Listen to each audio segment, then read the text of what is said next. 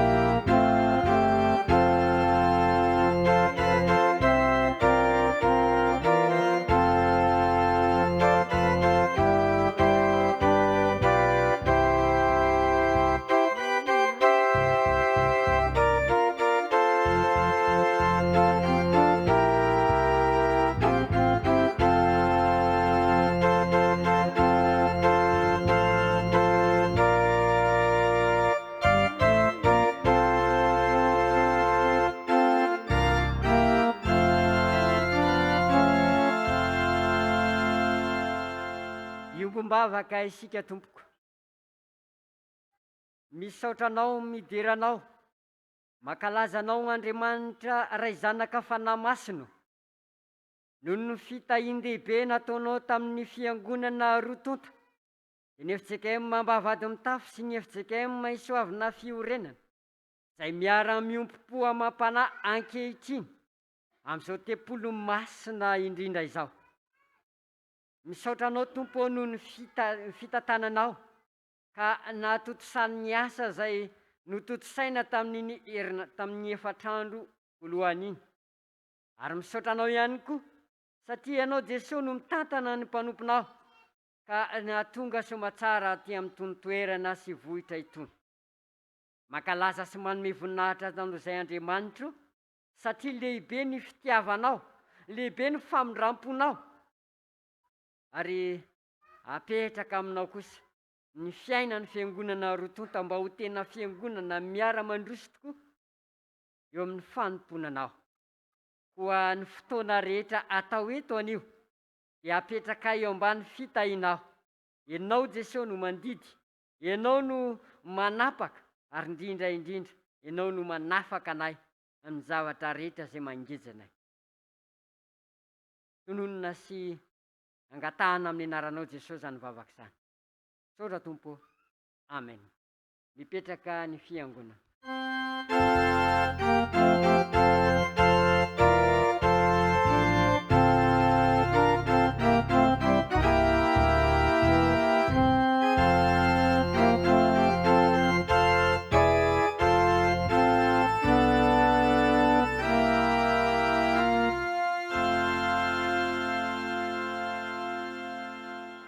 Tonga amin'ny fankalazana ny tenin'Andriamanitra isika ry havana, mialohan'ny vavaka sy hamakina ny soratra masina dia ataontsika ny hira raika sy roanjato ny andininy fahatelo.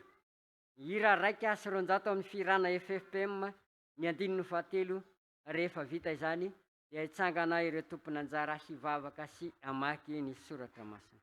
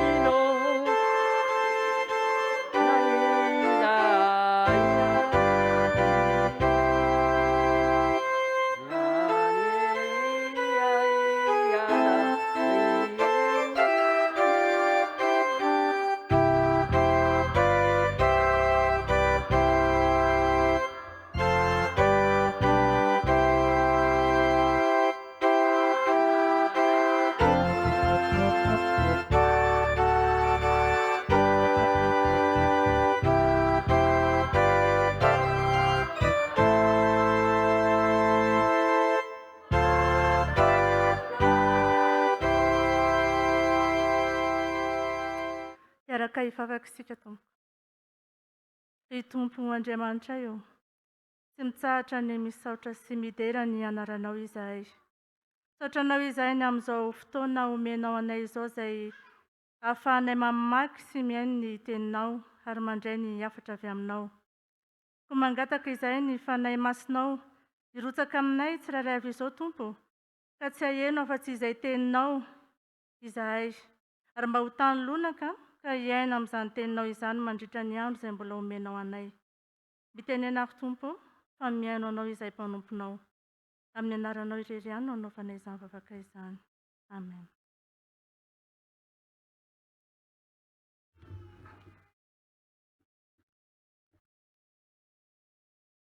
Ovakintsika ry havana ny ao amin'ny testamenta taloha, eo amin'ny tantara faharoa toko fahatelopolo, andininy fahatelo ambin'ny folo hatramin'ny faharoapolo. Rehefa hitantsika ny teny dia vakiana amin'ny anaran'i Jesosy Kristy Tompo manao hoe: ary tamin'ny volana faharoa, tantara faharoa toko fahatelopolo.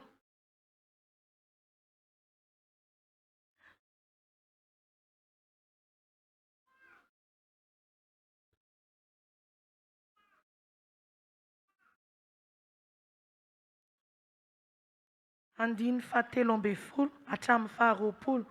Vakina amin'ny anaran'i Jesosy Kristy Tompo manao hoe: ary tamin'ny volana faharoa dia nisy olona maro nivory tany Jerosalema hitondra ny andro firavoravona fihinanana mofo tsy misy masirasiro dia fivoriana lehibe tokoa.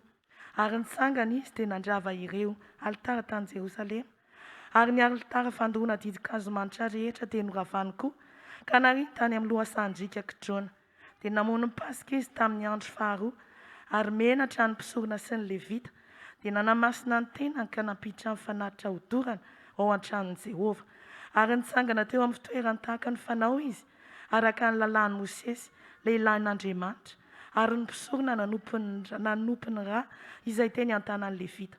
Fa nisy maro tao amin'ny fiangonana izay tsy mba nanamasina ny tenany ka dia ny Levita no nampamonoina amin'ny Pasika isolo izay rehetra tsy madio mba hanamasina azy ho an'i Jehovah.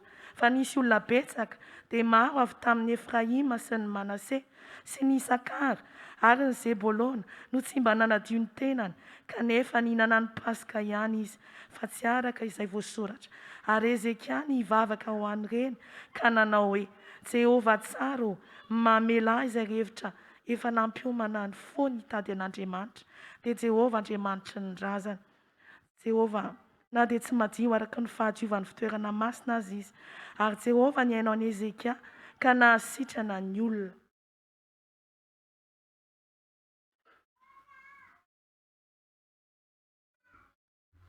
Ho tohizantsika ny famakiana ny soratra masina. Izany dia ho hitantsika amin'ny filazan'ny tsara ny Matio. Matio toko fahaenina amby roapolo.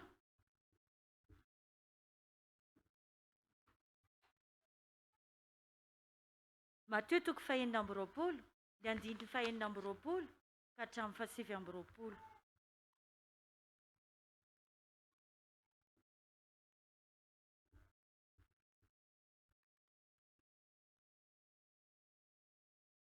Amin'ny anaran'i Jesosy. Ary raha mbola nihinana izy dia nandray mofo Jesosy, ka noho ny efa nisaotra izy dia novakiana ka natolo ny mpianatra. Ary hoy izy: raiso, hany, ity no tenako. Ary nandray kapoaka izy ka noho ny efa nisaotra dia natolo ny azy ka nataony hoe: sotroinareo rehetra ity, fa ity ny rako. Dia ny amin'ny fanekeny izay alatsaka ho an'ny maro ho famelan-keloko. Ary lazaiko aminareo fa hatramin'izao dia tsy mba hisotro itony vokatry ny voaloboka itony intsony aho mandra-piavy ny andro hiarahako misotro izay vaovao aminareo any amin'ny fanjakany raiko. Amen.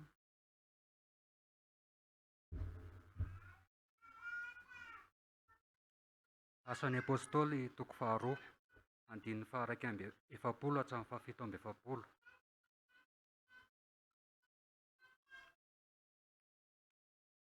Asan'ny apôstôly toko faharoa, andininy faha-raika amby efapolo ka hatramin'ny fahafito amby efapolo. Rehefa hita ny teny dia vakiana amin'ny anaran'ny Tompo.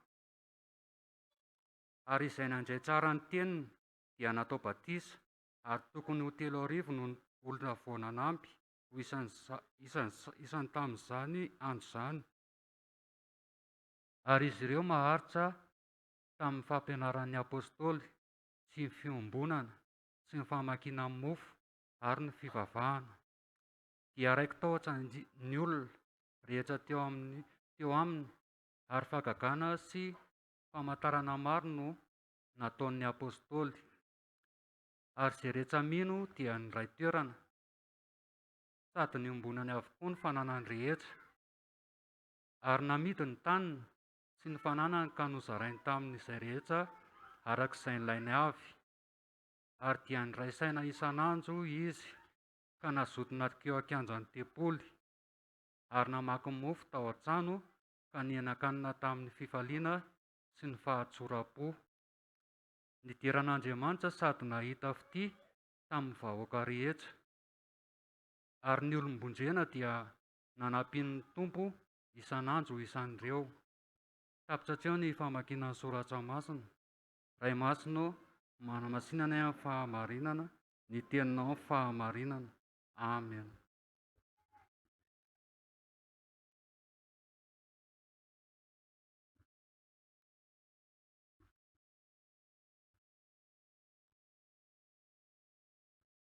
hitsenantsika ny tenin'Andriamanitra ry havana dia eo am-pitsanganana no anaovantsika ny hira 8:92 sy ny 5.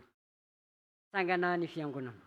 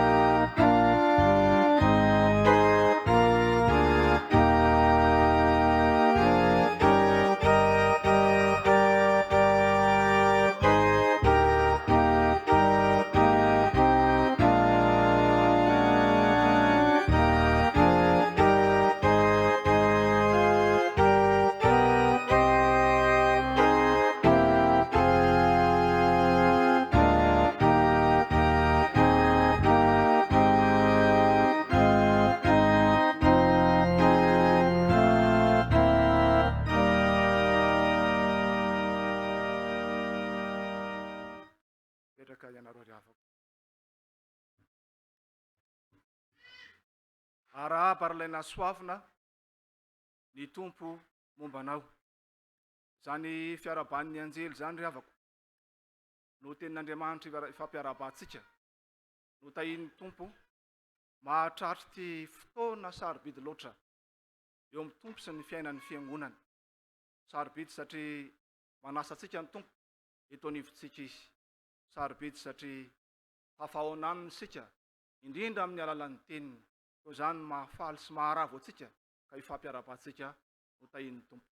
Miaraba manokana ry havana ny ray aman-drenitsika pasteur Rahijason Hery izay maro na fa ao anatin'ny fisondronoana izy kanefa maro ny adidy sy andraikitra sahany zany ray aman-dreny zany.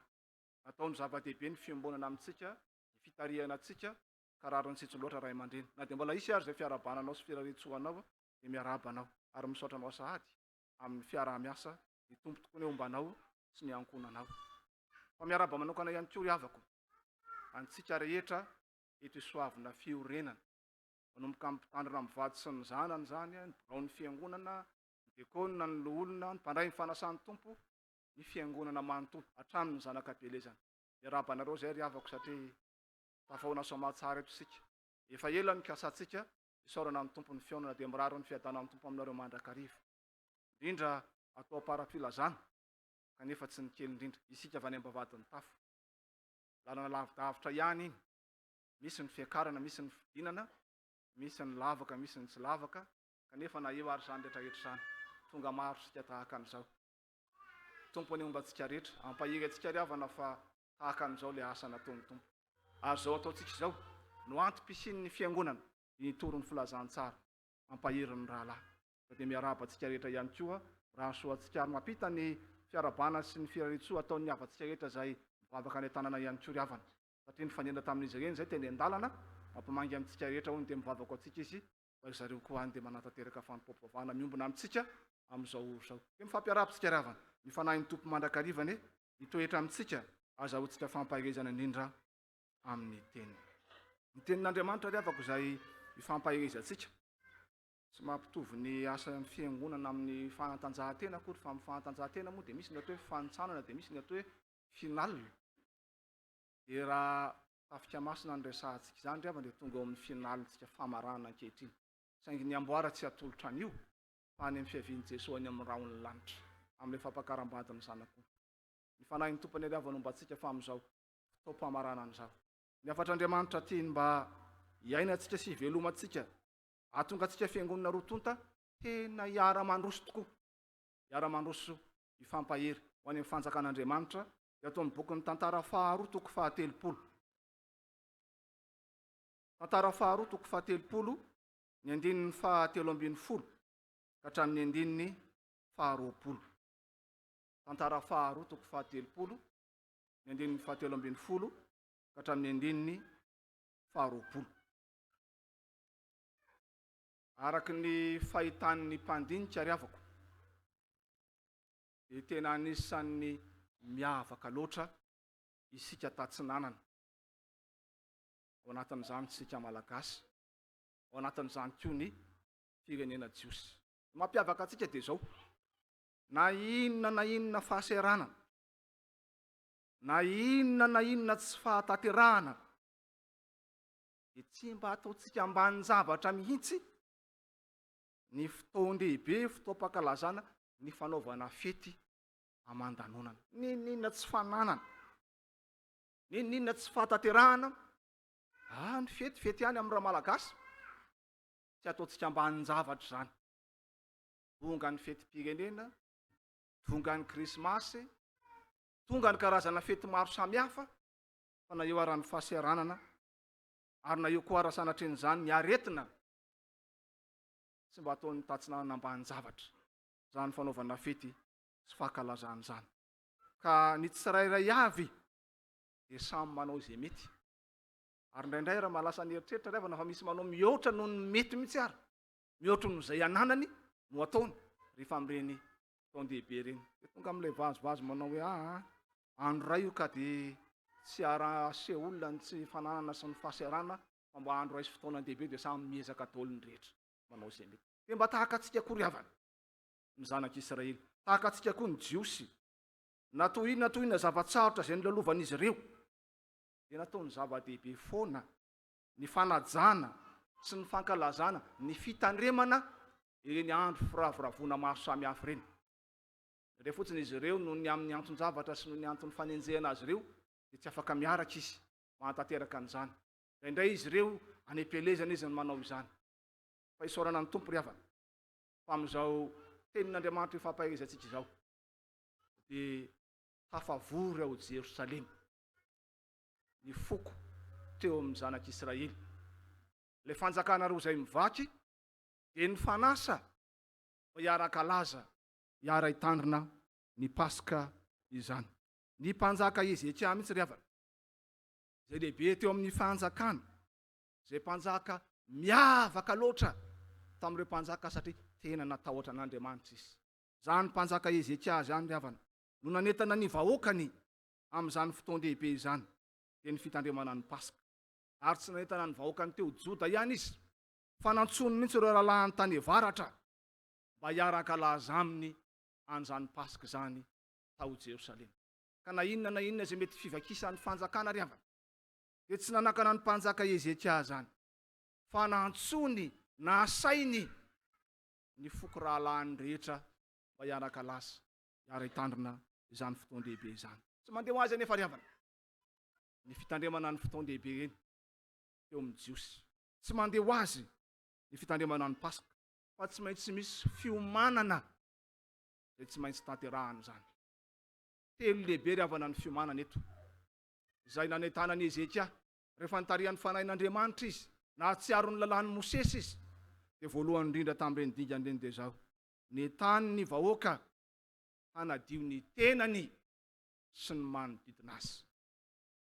Alohan'ny rosoany zany amin'ilay fotoan-dehibe, amin'ilay fanasana fihinanana ny mofo tsy misy maserasera, dia mila manadio ny tena sy ny manodidina azy, izay rehetra tonga tao Jerosalema. Ny andininy fahatelo ambin'ny folo riavana sy ny andininy fahefatra ambin'ny folo amin'ilay tenin'Andriamanitra izay novakina tamintsika teo, no manambara indrindra zany hoe tahaky ny ahoana moa izany fidiovan'ny zanak'Israely zany, tahaky ny ahoana moa izany fanadiovan'ny tontolo rehetra manodidina azy mialohan'ny tandremana izany Paska izany. mampisaotra an'Andriamanitra ry havana fa na dia ambaran'ny olona raha hoe tsy teny andrenivohitra moa zany hoe tsy dia madio loatra ny tany sika ty ambanivohitra tsika ty soavina madio ny lalana madio ny tonga ty am-piangonana tsy teny andrenivohitra moa indraindray somary andalam-pahadiovana ny toerana fa mampisaotra an'Andriamanitra ry havana fa rehefa andro alahady na fotoan-dehibe ao anatin'ny fiangonana dia madio daholo zay rehetra lena. Mihoatra noho izany anefa ry havana noho taomban'i Ezekia mpanjaka ny zanak'Israely eto. Tsy adio amin'ny loto ihany zay nataon'ny olona, fa nadio ihany koa amin'ny loto zay nataon'ny tanan'ny olona ihany koa amin'ny lafiny ara-panahy. Ary dia voatanisa tao fa noravahana avokoa ny sampisampy rehetra tao Jerosalema sy ny manodidina. Mety gaga kampany ianao, dia mbola ny sampy ihany ve tao Jerosalema sy ny manodidina tamin'izany fotoana izany? Fa tena misy mihitsy. Haka ny fanontanian'ilay evangelista anankiray izay, mbola misy sampy ve eto Antananarivo? Ay, tena mbola be dia be. Tsy fantatra ety aminareo ety Soavina ry havana fa izaho moa mbola tsy nandeha nitetin'ny Sakely-tany, ety aminareo angambany tsy misy an'izany. Fa ny sampy rehetra tao Jerosalema dia nasaina noravahana, nodorana avokoa. Na tonga ny sampy eny mantsy ry havana dia izao, hafa mihitsy reto zanak'Israely reto rehefa milamindamina ny fiainany dia adinon'Andriamanitra. Ary dia misy ara-manao tao foana mihitsy. Ka nahaka ny santionany tamin'ireo fanaka tao amin'ny tempoly dia napetra ny tany anjoronjorony, tany amboron'ny rano-tany, tany ambody hazo tany, teny ambony vato lampy, napetrapetrany teny dia nilarony ny fomba tsantin'ny Jentilisa. Ary dia tamin'ireny ray izy no nivavaka. Koa mialohan'ny hitandremana ny Paska dia nasain'ny mpanjaka Ezekia mihitsy noravahana avokoa ireny sampisampy rehetrarehetra izay manodidina any Jerosalema ireny. Ampatsiaro an'i Jesosy Kristy izany ry havana. Tao anatin'ny lalan'ny hazo fijaliana. Mialohan'ilay fiaraha-misakafo farany iarahany tamin'ny mpianany, ilay fanasan'ny tompo izany. Tonga tao amin'ny tempoly Jesosy. Inona no nataony tao? Noravahany ny latabatra fivarotana rehetra sy ny fanakalozana maro samihafa. Dia hoy ny tompo hoe ny tranoko dia natao trano inona? Fa tsy natao zohy fieren'ny jiolahy. Zany nataon'i Jesosy, noravahany avokoa zay rehetra karazan-tsampisampy samihafa, zay rehetra misolo an'Andriamanitra na manakona ny olona tsy ahita an'Andriamanitra, tsy aina ny fitahian'Andriamanitra, tsy azony aim-panahy avy amin'ny tompon'Andriamanitra, dia noravahana avokoa izany. Izany ry havana no mahatonga antsika fiangonana, rehefa misy asa lehibe ataontsika na ty anatin'ny sehatra ny fiangonana izany, any amin'ny isa-tokantrano any, dia miantso ny sampana fifoazantsika, miantso ny mpiantritsika mba hiasa androaka ny asan'ilay ratsy. Satria mialohan'ny zavatra rehetra izay atao, indrindra ny fanomezam-boninahitra an'Andriamanitra, dia mila ravahana avokoa ireny karazan-tsampy maro samihafa ireny. Ary izany nataon'i Jesosy ry havana. No hevitra izay banjintsika moa ry havana amin'ity volana ity dia ny hoe miorena ao amin'ny tompo amin'ny fanasana. Anisan'ny zavatra tokony iorenantsika ry havana, ny ataon'ny mpanjaka Ezekia eto, dia nataon'i Jesosy ihany koa. Dia ny fandravahana ny sampisampy rehetra mialohan'ny iraisantsika latabatra amin'ny tompo. Tonga amin'ilay fitenin'ny zatovo moa hoe samy manana ny karazan-tsampiny io. Ny sasany kely maditra, ny sasany kely malaza, ny sasany rabeloha, ny sasany rabeditra, ny sasany rafijangajangana, ny sasany rafalitompitondran-tena, ny sasany rakolikoly. Samy manana daholo, ny sasany rahalabotry, samy manana ny karazan-tsampiny daholo ny olona rehetrarehetra. Mialohan'ny iraisanao latabatra amin'ny tompo ry havako, afaka herinandro vitsivitsy. Fa tsy fantatra koa izay hevian'i Jesosy eny amin'ny rahony lanitra, ka anasany ianao amin'ilay fampakaram-badiny zanak'ondry. Ravao avokoa zay rehetra sampisampy, zay rehetra ampitovianao amin'Andriamanitra, mialohan'ny irosonao amin'izany fanasana izany. Fa manasanao ny tompo ry havako, isa-tsegonda, fa ravao ireny rehetrarehetra. Nisy tanora anankiray nanontany amina mpitondra vavahana hoe fa ahoana moa izany tompo, no ahafantarana hoe tena sampy tokoa ty zavatra ty. Dia hoy izy hoe jereo ny fikajianao ilay zavatra na ilay olona, jereo ny fotoana laninao amin'ilay zavatra na amin'ilay olona. Fa raha vao mihoatra noho ny fotoana laninao sy ny fanomezanao voninahitra an'Andriamanitra izany dia mitandrema. fefasampy zany. Koravao avokoa reny rehetra rehetra reny diavako. Mialohan'ny osonao iray latabatra amin'ny Tompo Andriamanitra. Mampieritreritra diavana lay tenin'ny Paoly apôstôly ao amin'ny Korintianina voalohany toko 2:7 manao hoe fa nazovo no mihinana sy misotro amin'ny kapoaka amin'ny fanahy tsy mendrika dia meloka amin'ny tena sy amin'ny rahan'ny Tompo izy. Diavako malalo amin'ny Tompo. Ity famarina ny antson'ny Tompo ity fimbonana latabatra amin'ny Tompo ity fiarahana amin'ny Tompo ity kay zany tsy vitan'ny efetsifetsena ihany. Tahaka n'ilay ray aman-dreny ray fahizay fony rehefa atao batisa dia atao hoe eny tompoko. Dia hoy izy hoe editra lalina fa ataoko eny tompoko daholo zay lazain'ny pasteur sy mopera amin'izay vita batisa ny zanako. Fitaka zany riavako. Fa voambara tsara eto fa zay rehetra mihinana sy misotro amin'ny fanahy tsy mendrika, mbola ao anatin'ny tsy fahatanterahana, mbola tsy mandrava reny karazan-tsampy maro samihafa ireny, dia mihinana amin'ny fahamelohana izy. Meloka amin'ny mofo sy amin'ny raha, meloka amin'ny fitozony eo anatrehan'ny Tompo Andriamanitra. Mila mitandrina isika rehefa nisoratsika ny Tompo manome antsika izy. Zao anio zao. Mbola tsy tonga ny Tompo fa miantso anao ny Tompo Andriamanitra riavana. Tsara ny mitandrina ny Pasika. Tsara ny miray latabatra amin'ny Tompo. Tsara ny miara-mivavaka eo anivon'ny fiangonana fa mialohany zany. Raha vao avokoa aloha. Zay rehetra sakatsakana rehetra tsy ahitanao ny Tompo. Fa ny fiomanana faharoa riavako zay nanetana ny mpanjaka Ezekia ny zanak'Israely dia izao. Rehefa vita ny fanadiovana dia mila mandiny tena. Fandiniha tena lalina. Ny 5:20 sy ny 6:20 no misy an'izany riavako. Rehefa nandidy sy nitarika ny mpanjaka hoe andao isika hiezaka hanadio an'i Jerosalema, ara-batana, ara-tsaina, ara-panahy. Andao isika hiezaka hanadio ny tenatsika araka ny fomba sy ny lalàn'ny jiosy. Dia revo tokoa ny vahoaka. Samy nanao zava-dehibe tokoa zany baiko ny mpanjaka zany. Fa nisy karazan'olona vitsivitsy. Ary tao anatin'ny reny ny mpisorona sy ny levita sasany tao amin'ny tempoly.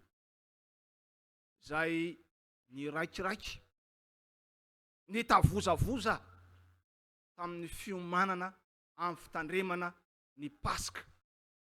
Ka rehefa nahita ny vahoaka ny tarihan'ny mpanjaka na vitobitika sy niezaka mafy izy ireo, dia menatra. Ary zay ny voalaza eto amin'ny menatra ireo olona vitsivitsy sy ny sasatsasany tamin'ny mpisorona sy ny levita tao amin'ny tempoly. Araka ny fikarohana nataon'ny manam-pahaizana riavana indrindra amin'ny fitsaboana ny saina, ny famenarana dia fetombohan'ny fahatongavan-tsaina. Rehefa menatra ianao zany dia tonga amin'ny fahatongavan-tsaina ianao. Ary zany indrindra riavana ny nanjohan'ny mpisorona sy ny olona sasany tao Jerosalema. Rehefa nahita reto avany rehetrarehetra navitika izy dia menatra izy ireo.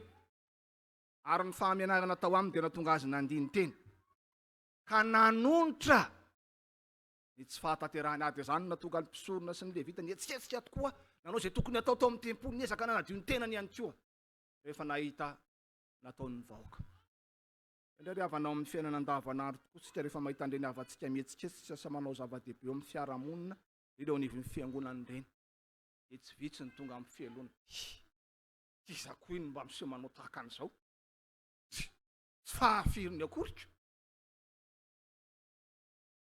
Fa mamperitreritra riavan'izao tenin'Andriamanitra zao. Ay tsy tahaka an'izany ny tokony toetra ao anatintsika rehefa mahita an'ireny fihetsiketsehan'ny havantsika ireny. Fa tokony kosa sika andiny tena lalina. Tokony sika hieritreritra lalina.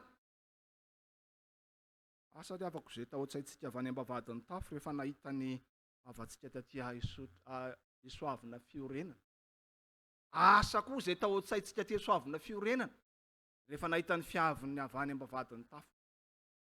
Engane mba tsy ho any amin'ny fotodrafitasina tany amin'ny latabatra sy seza ny nahavariana antsika. Ao sanatrin'izany ny fanamiana ny nahavariana antsika. Fa ilay fanampanahy sy ilay zotom-po kosa ny tokony hisarika antsika. Ilay fahatsorany tetỳ an-tanàna. Tokony hampieritreritra antsika izany. Fa tahaka an'izany mandova ny fanjakan'ny lanitra. fa ilay hafanampon'ny avany ambavadiny tafo sy ny fahafozy-tenan'izy ireo mba hitoriana ny filazantsara zany koa ny tokony mba hoatsaitsika etỳ atoerana aika zava-dehibe zany fa tsy mila manana ny tahaka an'izao sy ny tahaka izao fa afaka manao ny fitorianan'ny filazantsara fa zay anananao manana be ianao dia ampiasao ny be hitorianan'ny filazantsara manana ny tonony ianao dia ampiasao ny antonony fa aza milaza fa tsy manana kosa fa manome tsinan'Andriamanitra ianao fa Andriamanitra raha nahary ianao dia manome anao ny zavatra rehetra izy manome anao ny onony izy azahoanao manome voninahitra an'Andriamanitra tiavako malalo amin'ny tompo tsy mahagaga raha matetika Jesosy ao amin'ny filazantsara ary ny apôstôly koa manao tahaka an'izany ambety teniny Jesosy matetika manao hoe dinio nareo ny soratra masina dinio nareo ny tenanareo fa tena zava-dehibe kay ilay fandinihan-tena fa vahina mijery ny hafa loatra sika ka ndraindray adinontsika ny tenantsika ary rehefa mandiny tena dia aza manao tahaka n'ilay olona anankiray zay nanontaniana hoe dia manao ahoana ianao rahalahy manao ahoana ianao zao inona ny vaovao tena dia zao badolahan'Andriamanitra zao e Andriamanitra tsy nahary olona bato fa Andriamanitra vory saina nomeny saina sy safidy hifidiny lalak'izorana no noforonon'Andriamanitra fanjaranao anjarako anjarantsika ny fidiny lalaka retsika mba hanao tahaka ny Josoavy ary azaso ny ankonako dia anompo an'izy anompo ny Jehovah zay mandany tena ary ny fandinihan-tena ry havana ny fahatongavan-tsaina dia mitarika amin'ny fanonerana fa tsy misendra aika za modany tefa tsy avitra tsony te badolahy eto dia efa eto andraisina eo tokoa anao andraisina fa mila fanonerana zany tahaka ny nataony Zakaiosy fatra-panambaka ny olona loatra izy hatramin'izay fa rehefa nahitany Jesosy nandrainy Jesosy teo amin'ny fiainana izy dia nafoiny ny atsasam-pananany nomeny ny malahelo ary nonerany mihoatra noho izay nalainy tamin'ny hafetsena zany ry havana ny toe-panahy tokony hananantsika rehefa mandiny tenitsika ary zany raha teony nataony mpisorony eto ry havako malalo amin'ny tompo mampieritreritra tokoa izao tenin'Andriamanitra zao satria firifiry zay no niantso atsika ny tompo namaly ny antsonysika firifiry zay fanasany tompo no hoanitsika zay dia sanatriany zany veo tahaka n'ilay tanora anankiray tafahoana amina pastera ka ny teny hoe ory pastero fa maninona dia atao kely tahaka an'iny loatra ilay mofo hoanina sy ilay atao anaty kapoaka tsy mba afaka atao bebe kokoa ve amin'izay tena endriky ny fahasoavana tsara noraisiny tahaka ny sakafo tsotra mantsy ry havako ilay fanasany tompo fa adinony fa ny tompo Jesosy mihitsy no miantso ary ny fiantson'ny tompo dia tsy maintsy hialoavana fandinihan-tena lalina ary fanonerana amin'izay rehetra tsy fataterahana firifiry zay ry havana ny fanasany tompo nataontsika samy mandiny teny samy mieritreritra fa mampieritreritra loatra ilay ambaran'ny Paoly apôstôly ary amin'ny Koritianina voalohany toko faraky ambin'ny folo ka ny andininy fahasivy amby roapolo satria izao nitarihan'ny fanazy manao hoe fa zay rehetra mihinana sy misotro dia mihinana sy misotro fanamelohana ho an'ny tenany raha tsy mamantatra ny tena izy saino zany ry havako vao mihinana ianao na mihinana ny an-trano fa indrindra amin'ny fanasana zay anasan'ny tompo anao etỳ anivon'ny fiangonana fa ny fahatelo farany ry havana dia hijanonao ny fiomanana fahatelo ny dingana fahatelo mialohan'ny hitandremana ny Paska dia ny entanin'ny mpanjaka ary izy mihitsy ny nanome modely ny olona mba hiantoraka amin'Andriamanitra amin'ny finoana dingana fahatelo miantoraka amin'Andriamanitra amin'ny finoana mba ho azonao tsara natao miantoraka ry havana dia jereo reny mpilomano reny rehefa le mahay milomano aloha fa tsy le manao tsikaroko alika fa ny tsikaroko alika mantsy mitsaikitsaiko izy miditra ao anaty rano fa le mahay milomano tsoraka izy plonge izy miditra ao anaty rano bako moa malazalaza ny baolina dia ohatran'ireny le mpiandry tsatokazo le goal reny rehefa dakana ny baolina dia mitsoraka izy manaraka an'iny baolina ary rehefa le mitsoraka iny ianao amin'ny plonge iny ianao misy apaha-tsegondy ianao tsy tompony tenanao tsony fa dia tonga amin'le fitenin'jatao hoe zay any ho any fa dia mitsoraka aloha fa tahaka an'izany mihitsy ry havana ilay fiatorahan'ny mpanjaka Ezekia eto amin'Andriamanitra ary sariany vahoaka ihany koa mba hiatoraka tahaka an'izany tsy eritreritra ninina fa dia miatoraka amin'Andriamanitra irery ihany dia zay ataonao Andriamanitra fiainao ny tompon'ny fiainako ianao ny tompon'ny fanasana dia tena ny antoraka Ezekia tamin'ny alalan'ny vavaka fangatahana no ataon'ny mpanjaka tamin'izany dia lasa tokoa ny eritreritra fa naninona ny mpanjaka nanao vavaka tahaka an'izany satria ny vavaka nataony eto hoe dia efa kitsika tsara hoana ilay vavaka nataony Ezekia eto dia ry amin'ny andinin'ny roapolo ery zao le vavaka nataony.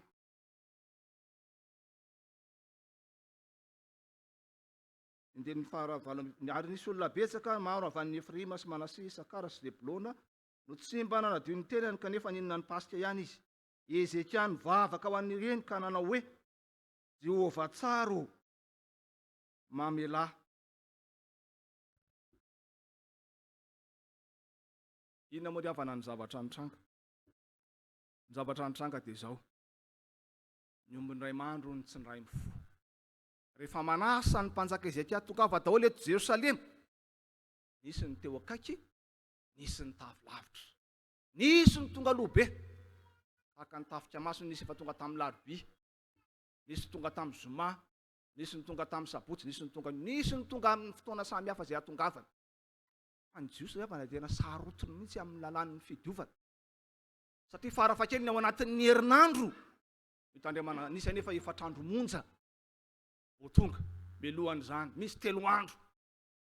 Nefa izy ireny dia tena entahany mpanaty koa, ary tena feno fitiavana mba latabatra amin'ny Tompo, hiara hinana ny mofo tsy misy masirasira, hiaraka amin'ny rahalahany rehetra, satria sambany iray mba tafavory ny firenena roapon-tankalaza an'izany pasika zany. Dia nisy zany amin'ireny olona ireny, na dia tsy nahavita ny lalàn'ny fidiovana ara, dia nroso hinana. Fa eo anatrehany ireny rehetrarehetra iny dia nanao izay nataony ny mpisorona sy ny Levita, nanao fanatitra mba hisoloana azy ireny, fa tsy ampy zany. Fa ny mpanjaka mihitsy eto no manao tonom-bavaka, Jehovah raha io mamelahy, satria ihinana ireto vahoaka marobe reto amin'izao finanana ny mofo tsy misy masirasira izao, kanefa tsy nanaja ny lalàn'ny fidiovana izy. Iray latabatra amin'ny Tompo reto olona ireto, kanefa tsy mbola tanteraka izy, satria misy tokoa zany. Ary zany ry havana anisan'ny anjara fanompoana izay hoentin'ny mpitandrina. Nahoana indrindra fa ho anareo Soavina dia tsarovy tsara zany, fa zany anisan'ny andraikitra sy zara fanompoana entin'ny paster zany, satria fatany daholo nareo rehetrarehetra ireo, hitany daholo ny fahatsarana ataonareo sy ny andalany ao tsara, hitany daholo rehetrarehetra ireny. Ary ianareo rehetrarehetra miara mandray fanasany Tompo miaraka aminy daholo, anisan'ny mivavaka izay ataony, mivavaka ho anareo, indrindra fa izay mihinana mbola ao anatin'ny tsy fahatanterahany zany, nanadin'ny fidiovana, nanadin'ny fandinihan-tena, dia mivavaka Ezekia. Ary zany teo ny asa ataon'ny mpanompon'Andriamanitra, mivavaka ho an'ireny olona ireny. Miavaka malalo amin'ny Tompo, Jesosy Kristy mihitsy ireny nanao tahaka an'izany. Na dia nenjehana ary izy, no elohana ary izy, teo ambony hazo fijaliana ny Tompo Jesosy, nanao sorona ny tenany izy, mba hananao anjara, hananao tapakila any amin'ilay fanasana lehibe ratrizay ny amin'ny fampakaram-bandiny ny zanak'ondry.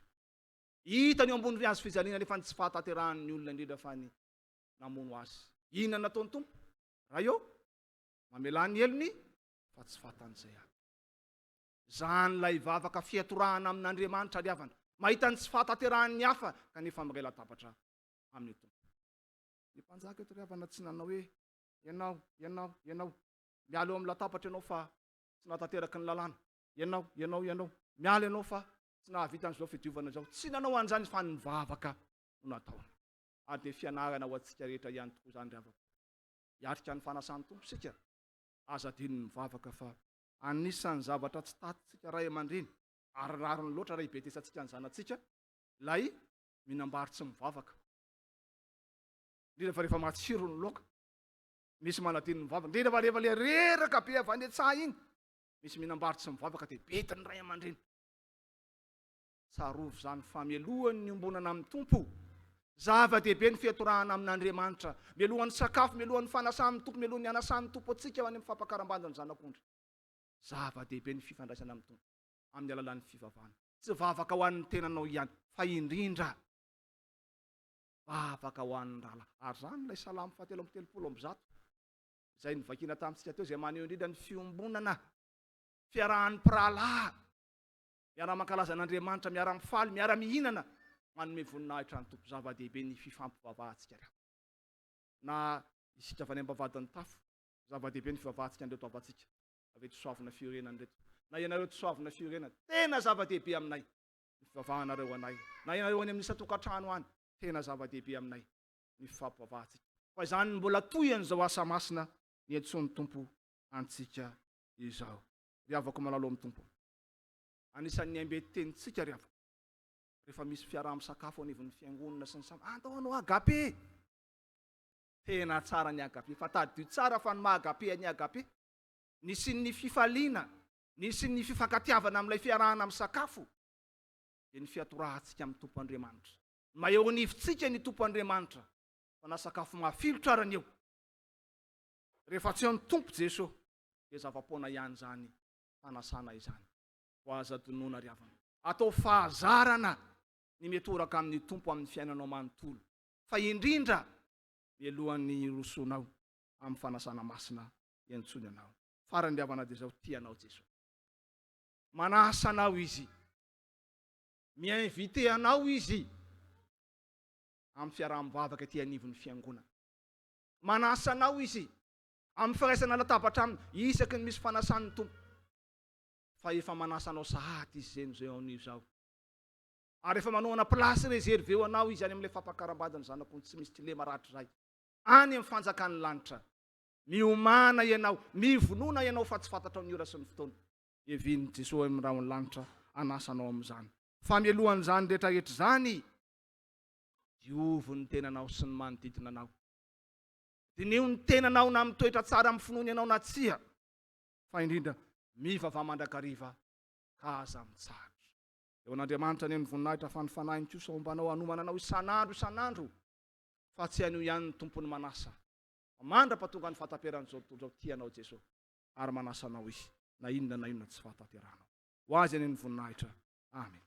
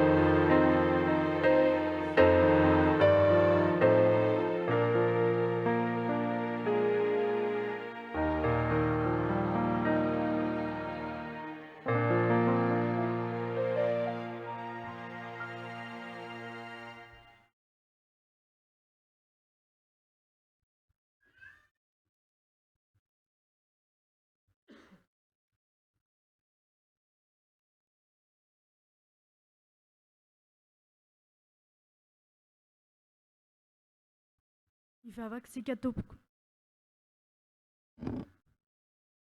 Andriamanitra rainay, mbola tsy mitsahatra ny midera sy misaotra anao izahay, satria tsy mitsahatra ny miteny sy manambara ny sitraponao aminay ianao. Mifona aminao anefa izahay Tompo satria tsy nahatanteraka izany sitraponao izany. Mamelany elokay fa tsy mba manadio ny tenanay izahay. Maro no sakana ataonay eo anoloanay, tsy arahanay aminao, mampisaraka anay aminao. Mifona aminao izahay fa tsy mba mandin-tena amin'ny fanatanterahana ny asanao. Mangataka aminao ary izahay Tompo, ny iasanao mahery aty anatinay, ny anadiovanay, ny tenanay sy ny manodidina anay, amin'ny alalan'ny teninao, amin'ny alalan'ny firaisana aminao, ilay Andriamanitra Tomponay. Ampianaro izahay Tompo, hiantoraka aminao amin'ny finoana, anananay anjara ao amin'ny fanjakanao ao amin'i Jesosy Kristy. Eny, tsy amin'ny fotoana iavianao eny amin'ny rahonlanitra ihany, fa adian'izao ety an-tany izao, mandritry ny fanasanao anay rehetra mihitsy. Misaotra anao izahay Tompony amin'ny fahatanterahan'ny Tafika Masina teto Isoavina sy ny manodidina.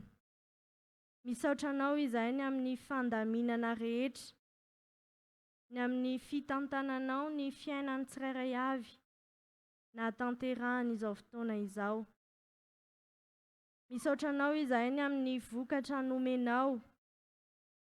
Misaotra ny amin'ireo nanolo-tena sy nandray anao. Misaotra anao ihany koa izahay amin'ireo asa mbola miandry ny fiangonanao. Koa mametraka eo am-pelatananao ireo tokantrano rehetra novanginao sy nampandrosanao mandritra izay 3 andro izay izahay Tompo. Hitalaonay manokana aminao ireo tsy salama. Ianao ilay mpanasitrana no hiasa ao anatin'izy ireo tsirairay avy amin'ny fiainany rehetra. Apetraka eo aminao Tompo ny fitohizan'izay fotoana rehetra, indrindra ny amin'ny fitoriana ny filazantsara amin'izao vohitra sy tanàna izao. Apetraka feno am-pelatananao izao fiangonana miara-mandroso izao. Ianao Fanahy Masina no hitarika hatrany ny mpitandrina mianakavy rotonta. Ianao ampahery ny birao-piangonana sy ny diakona, ny sampana, eny ny mpiangona rehetra, na eto Isoavina na any Ambavahadimitafo. Mangataka aminao izahay ho an'ireo mpitandrina amin'ny rahalahy izay nitarika anay tao anatin'izao Tafika Masina izao. Ianao Tompo hanafy hery, hanome fahasalamana sy tanjaka ho an'izy ireo, azony manatanteraka ny asa sy ny fanompoana izay efa nampiantsoanao azy.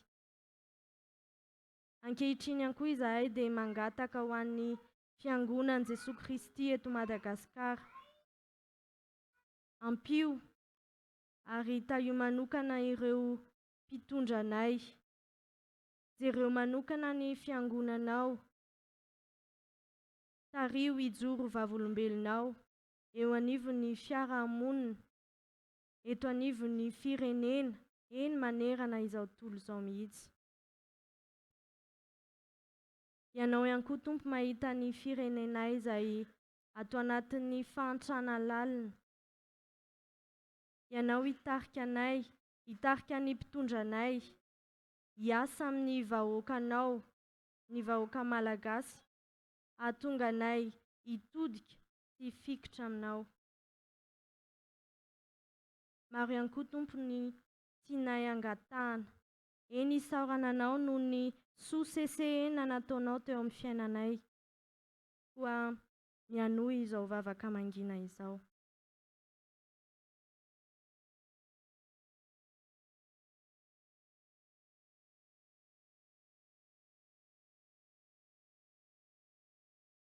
Izany sy izay rehetra mahasoa anay Tompo dia angatahanay amin'ny alalan'i Jesoa Kristy ilay nampianatra anay hivavaka manao hoe: Rainay ô izay any an-danitra, ho Masina eny anaranao, ho tonga eny ny fanjakanao, atao eny ny sitraponao ety an-tany tahaka ny any an-danitra.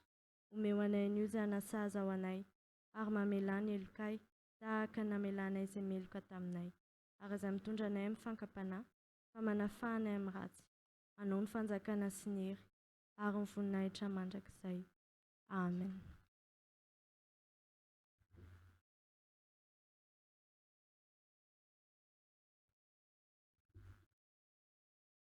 Eo am-pitsanganana ry havana no hanonantsika ny fanekem-ponoana kristianina larana faharoa. Tsangana ny fiangonana.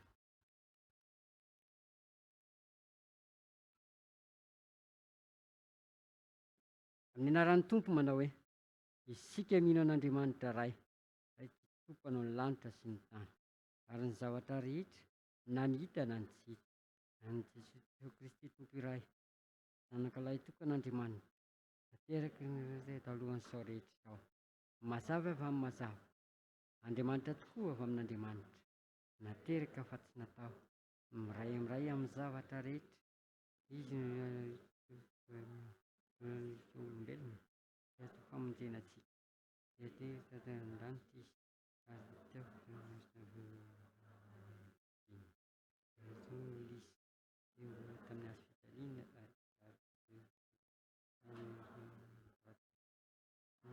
fanlevona niavaka maty tamin'ny andro fahatelo, araka izay voasoratra, niakatra ao any an-danitra, ary mipetraka ankavanan'ny ray vinindray avoninahy, tsara velona sy ny maty, izay ny famindrana, isika mino ny fanahy masina, Tompo sady mpanome aina, izay avy isika mino fanahy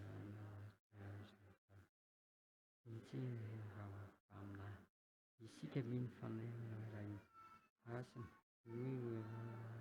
voatoly, isika mino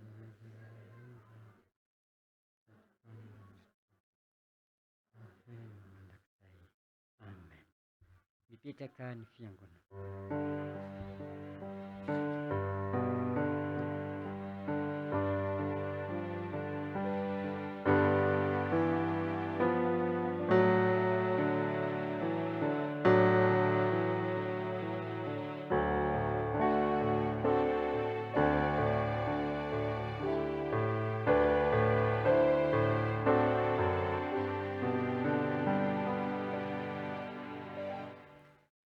Ampifaliana tanteraka ry havana no hiarabanantsika tsiraray avy vahoakan'Andriamanitra, na avy any amin'ny fiangonana FJKM Ambavahadimitafo, na avy eto amin'ny FJKM Isoavina Fiorenana.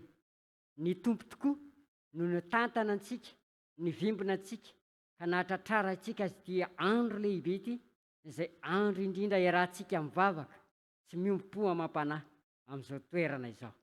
Noho izany ny fiadanan'ny Tompo ho amintsika tsiraray avy. Amen. Vanim-potoanan'ny raharahan'ny fiangonana izao dia manasa ny sekreteran'ny fiangonana hiatrika izany asa izany.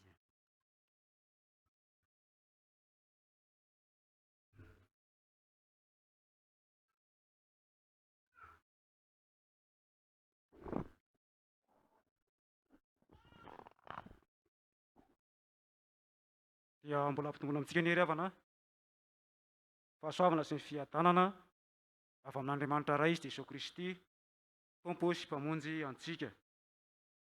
Faly miara-bajika rehetra na hitratra ty andro lehibe ity izay iarahan'ny fiangonana rotota, ny fiangonana miara-mandroso, miray miompo-po amam-panahy, mankalaza an'Andriamanitra amin'izao toerana masina indrindra izao. Fiadanan'ny Tompo amintsika tsirairay avy. toy izao indray ny vaovaon'ny fiangonana sy ny asa izay ho tanterahana. Misy ny taratasy avy any amin'ny synodam-paritany izay ho vakiana amintsika. Fiangonana Jesosy Kristy eto Madagasikara, sampana sekoly alahady ho an'ny mpitandrina sy ny fiangonana sy ny sampana sekoly alahady eto amin'ny FJKM Isoavina Fiorenana. Fanasana noho ny 20 taona mahampandrarà Andramatoa Rasolo Nomenjanahary Antamalala. Ankalazanao isan'andro aho sy hidera ny anaranao mandrakizay doria. Ry hava malala, ampitonao anareo ny fahasoavan'i Jesosy Kristy tompontsika noho ny fahasoavan'Andriamanitra dia feno 20 taona noho ny asan'Andramatoa Rasolo Nomenjanahary Antamalala amin'ny mahampandrarà azy ao amin'ny sampana sekoly alahady Foibe. Noho izany dia fifaliana ho anay biraon'ny sampana sekoly alahady Foibe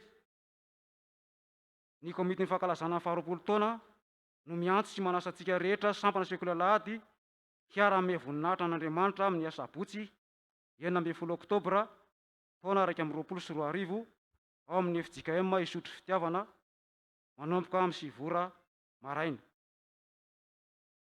Fotoana miavaka sy koa azy sy ny ankohonana io manantena antsika rehetra mba hiara-mivavaka hifampahery hifanohana amin'izany. Hira eo ambony antsika sampana sekoly alahady rehetra amin'io fotoana io dia ny hoe sekoly alahady mandeha. Mba ahafahana manao ny fandaminana samihafa dia tsara raha voaray ny komity mialoha ny isan'ireo isam-pitandremana ho tonga amin'izany fotoana izany. Alefaso amin'ny alalan'ny finday, misy nimero moa nomeny azy ato. Aingo mpandrarà eto amin'ny sekoly alahady Foibe mamangy sy manao veloma amin'ny anaran'i Jesosy Kristy tompontsika. Amen. Ny manosy ny ato dia ny mpitandrina Rakotonandrosoa Hajar Jaona mpitandrina. Zay makasy ity taratasy ity, taratasy fanasana amin'ny maha 20 taona ny fandrarahana nataon'ny Rasolo Nomenjanahary Antamalala avy amin'ny mpandrarà ao amin'ny sampana sekoly alahady Foibe. Misy fanasana antsika dia ho tanterahantsika izany amin'ny fotoana hanasany antsika. Manarak'izay, zay ny taratasy avy any ivelany, fa ny vaovao tatoerana kosa, ireto avy no manadinotra antsika: Madama Isany, Madame Florence, Madame Volola, Madame Angeline, Madame Aimé, Madame Bernadette, Mademoiselle Diary ary Mademoiselle Nirina. Zay manadinotra antsika amin'ny heriny anio. Manarak'izay, ao anatin'ny iray volan'ny sampana Dorcas itsika amin'izao, anio dia izy nivarotra mofo makasaoka izay ho tanterahan'izy ireo, ary amin'ny heriny kosa izay mbola nentana antsika dia misy ihany koa voka-dehibe izay ho tanterahana eto amin'ny fiangonantsika ho fanohanana ireo vehivavy Dorcas ireo. Ka dia alao era ry havana, samia manao zava-dehibe izany hanohana ireo vehivavy Dorcas ireo isika amin'izay tratran'ny herintsika. Anio ihany koa dia famaranana ny Tafika Masina izay tanterahan'ny fiangonana miara-mandroso amintsika avy any Ambavahadimitafo. Saotra an'Andriamanitra ry havana fa tanteraka somatsara zany, ary isaorany antsika ihany koa, isaorany antsika rehetrarehetra nantety atoerana izay anisan'ny fitaovana nataon'Andriamanitra hitoriana ny filazantsara. Tsika rehetrarehetra tety atoerana izay nandray azy ireo tany tokantrano tsirairay avy tany. Isaorana ihany koa izy ireo izay tsy nahalava tany, indrindra na fohy vola, na fohy vola makarena, na fohy ihany koa ny asa mandrara, fa nanao zany asan'Andriamanitra zany ho tena zava-dehibe tokoa. Dia Andriamanitra ny fiadanana anie ho aminareo tompoko. Ary izay ny vaovao nisy tampelatanana, isaoran'Andriamanitra noho ny asa, dia isika rehetra samy antanteraka izany araka ny tandrify azy avy mba hisehon'ny voninahitr'Andriamanitra. Eo an'Andriamanitra irery ny voninahitra. Amen.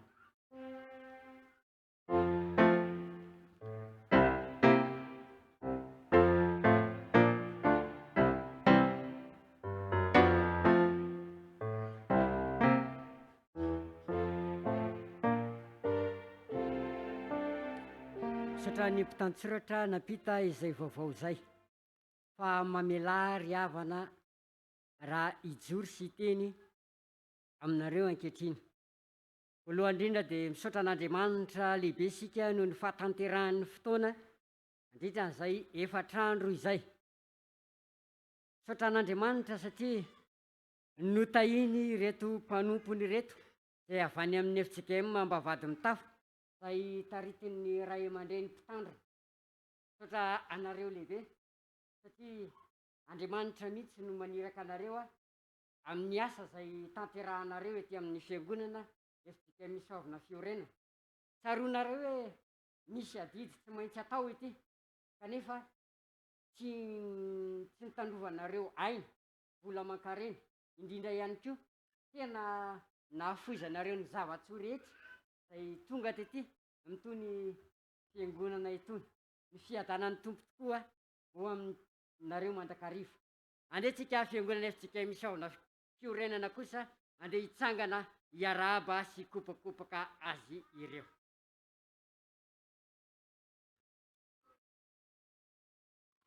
Ho antsika FJKM Ambavahadimitafo koa dia ho setrin'izay andehantsika hitsangana ho setrin'izay ihany koa. Misaotra indrindra tompoko mipetraka isika rehetra. Anatanteraka ny rakitra isika ankehitriny dia andeha ry havana hataontsika ny hira 720 ao anatin'izany no tantazana ny rakitra. Hira 720.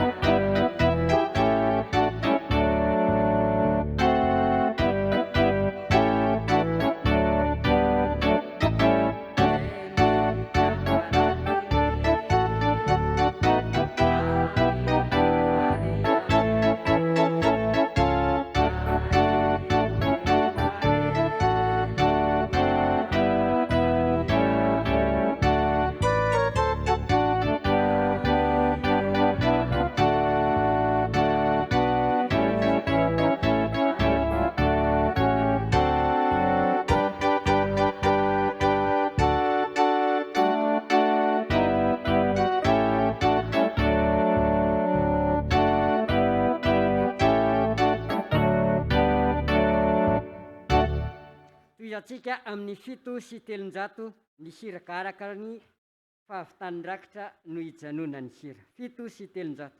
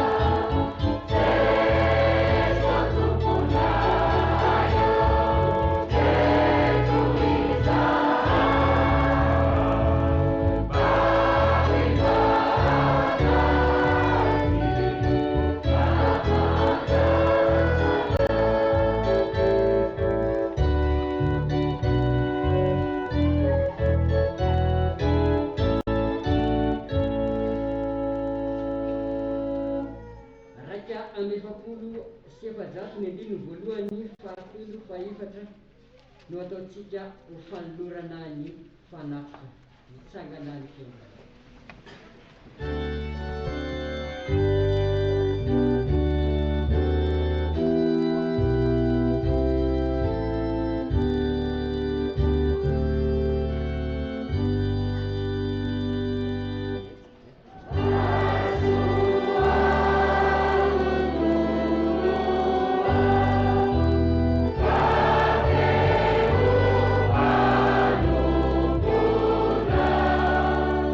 Ra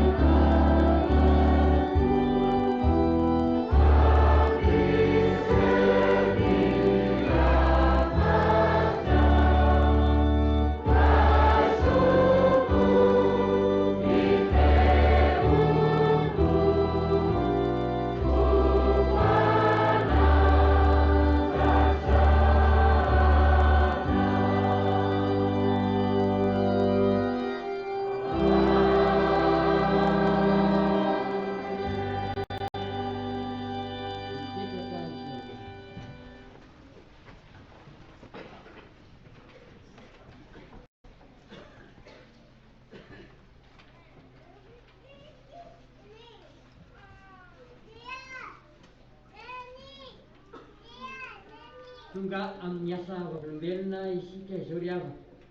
Ireto avy no mitondra ny tatitra sy mandray anjara fitenenana amin'izany. Manao tatitra ny amin'ny Tafika Masina ny filohan'ny AFF avy any amin'ny FJKM Ambavahadimitafo. Ihany koa misy antso sy fitsotoana ambavaka dia teny fisaorana ataon'ny ray aman-dreny avy any Ambavahadimitafo ary teny fisaorana avy amin'ny FJKM Isoavina Fiorenana. Aortina.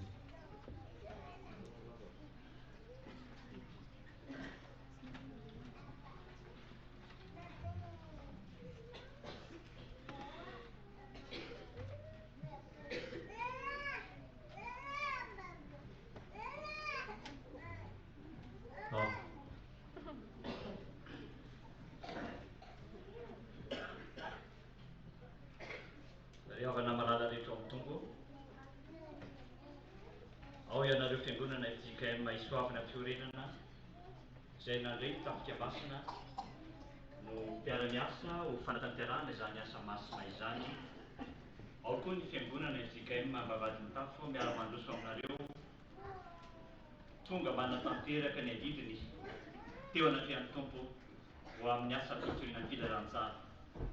Fa indrindra ianareo izay mitsidihana ka nanapa-kevitra teo amin'ny dingam-piainanareo nanaiky ny anolo-tena ho an'ny tompo Jesosy Kristy. Nao an'izay tsy mbola tapa-kevitra tanteraka aza fa mino izay fa manana ny fotoana ny tompo Andriamanitsika. Ianareo mbalala tsy mandady alina eto Soavina sy ny faritra manodidina na ankizy na lehibe na tanora nareo izay efa azoky olona. Ho aminareo ny fahasoavana sy ny fiadanana avy amin'Andriamanitra ray Jesosy Kristy tompontsika. Tapitra sady ny efatrano izay niarahana sy ny faneraserana atao anatin'izao Tafika Masina no tanterahana teto nanomboka ny alakamisy 7 Oktobra 2024 ka ny faran'io alahady 10 Oktobra 2022 izao. Sofa ny Tafika Masina no tapitra fa ny fanohizana ny maha fiangonana miara-mandroso dia tsy ho tapitra raha tsy any amin'ny farantaona 2024 diavintsika ity izy. Toy izao avy ny tatitra ny amin'ny Tafika Masina no tanterahana teto Isoavina Fiorenana nandritrizay efatrandro izay. Toerana na secteur no diavina dia nisy teo amin'ny 12 ka nivaky faritra ho efatra izany. 2:25 no isan'ny tokantrano notsidihana nandritrizay efatrandro izay, ka olona 7:30 no voavangy izay mitsinjara toy izao: ankizy 3:30, lehibe sy tanora 4:70. Tamin'izy ireo dia 5:30 no nanaiky sy tapa-kevitra teo amin'ny fiainany fandrehan'i Jesosy Kristy tompo ho tompo sy mpamonjy azy eo amin'ny fiainany. Ankizy 3:30 no niraisina sy nampianarana nandritry ny zoma sy sabotsy. Tanora teo amin'ny 2:20 kosa no niraisina sy nanaovana fanentanana manokana. Olona faharoa sy tsy salama teo amin'ny 1:20 no nozahana fahasalamana, ary olona lehibe sy ankizy teo amin'ny 500 no nozaraina akanjo sy kilalao. Raha nisantsika tonga teto Soavina avy any Ambavahadimitafo dia misa 1600 isika no tonga teto. Raha 20 teo no mpiantafika nandritrizay efatrandro izay.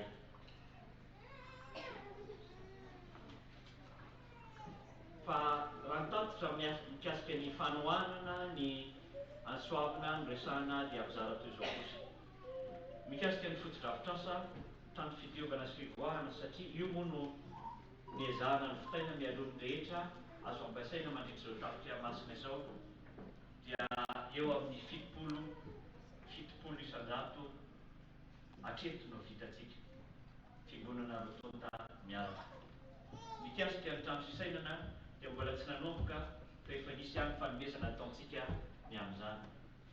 Toy izany ihany koa ny fanohanana ny tanjona eto an-toerana, efa nisy fanoloana fanomezana ataonareo ao ireo rezaka faran'ireo moa zany dia mbola manana hatramin'ny faran'ny taona isika natanterahana izany satria ny mamy fiangonana miara-mandroso dia tsy hifahana raha tsy volana desambra 2024 izao.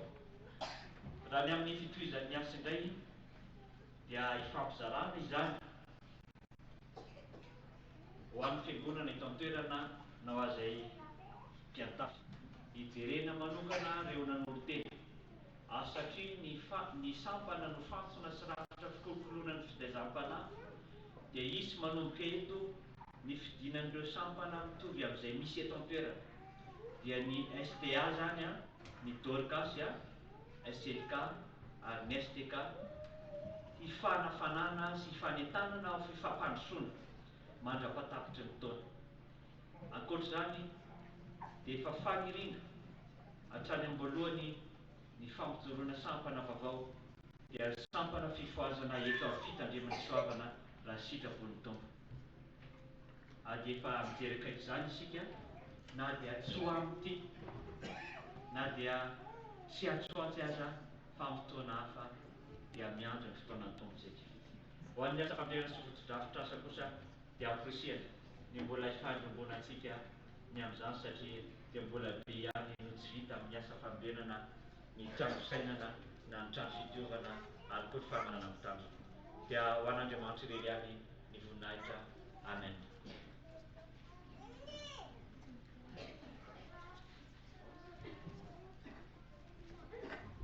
Isaorana amin'ny tompon'Andriamanitra tao anatin'izay fotoana rehetra izay nahafahantsika ny fampahery indrindra tao anatin'izay fatrandro natanterahana ny Tafika Masina izay araka ny tsara ny tafitra tetika ry havana eo ihany no resaka fotodrafitr'asa fa tena zava-dehibe ilay miara-panahy tohinan'ny filazantsara ary nandretsika koa teo fa misy olona maro izay nanolontena eo amin'ny tompo anopoazy teto ny fiangonana izany. Vavaka ny tena zava-dehibe ry havana ary izany indrindra ny tao anatin'izao Tafika Masina izao nisian'ilay toerana ela dio anaty fiangonana teny sapelina moa ny antsoina azy na hoe toerana fitokana vavaka. Mety gaga satria avina tokoa moa zany fa io ny toerana iny zany alemona tokoa fa tena zava-dehibe ny vavaka amin'ny fitohinan'ny filazantsara. Vavaka ny tena mahatonga antsika nolontena ho an'ny tompo ary amin'ny alalan'ny vavaka ihany koa azahoantsika mandoaka ny asan'ny maizina rehetra ho any amin'ny faren'rehetra. Zava-dehibe ny fanatika toerana saran'ireny. Misy tokantrano zany misy fitoerana tapatra seza hoe eto natokana naovantsika rehetra fotoam-bavaka ho an'ny ray aman-dreny miaraka amin'ny zanany zany, ho an'ny zanany ihany, ho an'ny ankizy ihany koa. Zay no mazava-dehibe ity. Ary zany koa natonga anay koa tamin'ity an'ity niafaka tamin'ny masera. Masera koa tanàna masera reny masera reny. Ka i masera zany sady maseran'ny FJKM izy ireo kanefa koa masera mivavaka tsika mateva zaka foana raha masera dia fa katolika zay fa tsika FJKM dia manana masera fa raha mba mandretaeta ihany koa nareo afaka manasandry masera tsara nareo tonga miara-mivavaka sy mifampahery aminareo aty izy. Misy zay mety fiaraha-miasa aza miafaha tena zany mihitsy anaovan'ny tompo amin'izareo fa tena manana masera tsika tsy nanafatra mercenaire raha koa tsika fa tena zanak'Andriamanitra anatin'ny FJKM afaka miteraka masera. Zava-dehibe mivavaka ry havana ary rehefa mifampivavaka tsika misy vokatra foana. Ankehitriny ary havana Jesosy tompo anteny hoe makanisa ty amiko ianareo rehetra izay miasa fantatra sy mavisatrefa fa izao amin'ny nareo fitsahana. Mafy ny mahazo antsika ry havana amin'ny asa mandraharaha andavanandro. Mafy izay mety seza lalovantsika be dehibe izay mety zavatsarotra fa rehefa namangy antsika ny tompo tany tokantrano tamin'ny alalan'ny Tafika Masina dia mahazo sika nanolo-tena. Fomba manasanao ry havako ny tompo amin'izao an'izao. Ianao izay nanolo-tena tao anatin'izao Tafika Masina izao. Ianao izay nanolo-tena eny amin'ny fiangonana Isoavina amin'izao ankehitriny izao. Ao anatin'ny hera-mandrosoa ny fanaratin'i Jesosy telo sy telonjato izay rahantsika miretina manasanao mpitiavana ny tompo mba handroso ety anoloana ety ianao, ety anoloana ny alina. Manasanao mpitiavana ny tompo. Ianao izay koa nilavaka hanolo-tena ho an'ny tompo. Ianao izay nandiny tena tamin'ity an'ity hanolo-tena ho an'ny tompo sy Isoavina dia manasanao mpitiavana ny tompo. Mandrosoa ety anoloana ety fa hifampivavaka sy hifampahery isika. Telo sy telonjato mandrosoa ny fanaratin'i Jesosy dia mandrosoa nareo.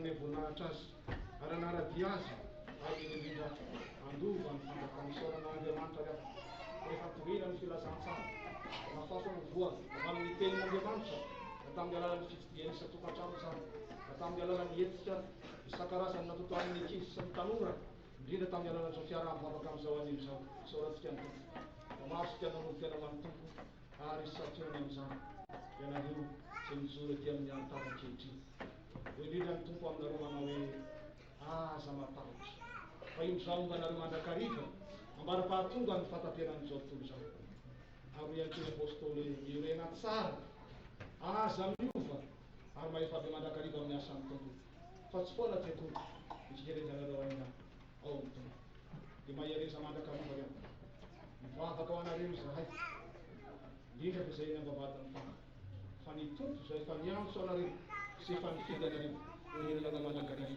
miantso aminy dia fiangonana anareo dia tokatranareo naiza naiza nisy anareo agatao amin'ny alalan'i Jesoa izay rehetra ireny ny fonareo fa omeny anareo zany raha mifanandrifindrindra amin'ny sitrapoly mahereza sy matanjaha aza matahotra na mivadi-po fa mombanao ny tompo Andriamanitra ao amin'izay rehetra lianao na eny an-tsaha ianao na aty an-tanàna na makany an-drenivohitra ianao na eto toerana miara-dalana aminao ny tompo Jesosy ary tsy ho anareo ihany fa antsika rehetra ry havako tarao fa mandeha paza-pa miaraka amintsika ny tompo Andriamanitra ety an-tany ka hatrany an-danitra any ka apetrao amin'ny tompo ny fanahinao rehetra sy ny fiainanao manontolo fa izy no iay ianao hikarakaranao mandrakariva le hivavaka sika ry havako aoriana ny vavaka kosa dia ny hera raiky amby telopolo sy fitonjato no ataontsika amin'izay nreto avantsika reto ny toerany dia ny andininy voalohany ihany engany ka ombanao Jesosy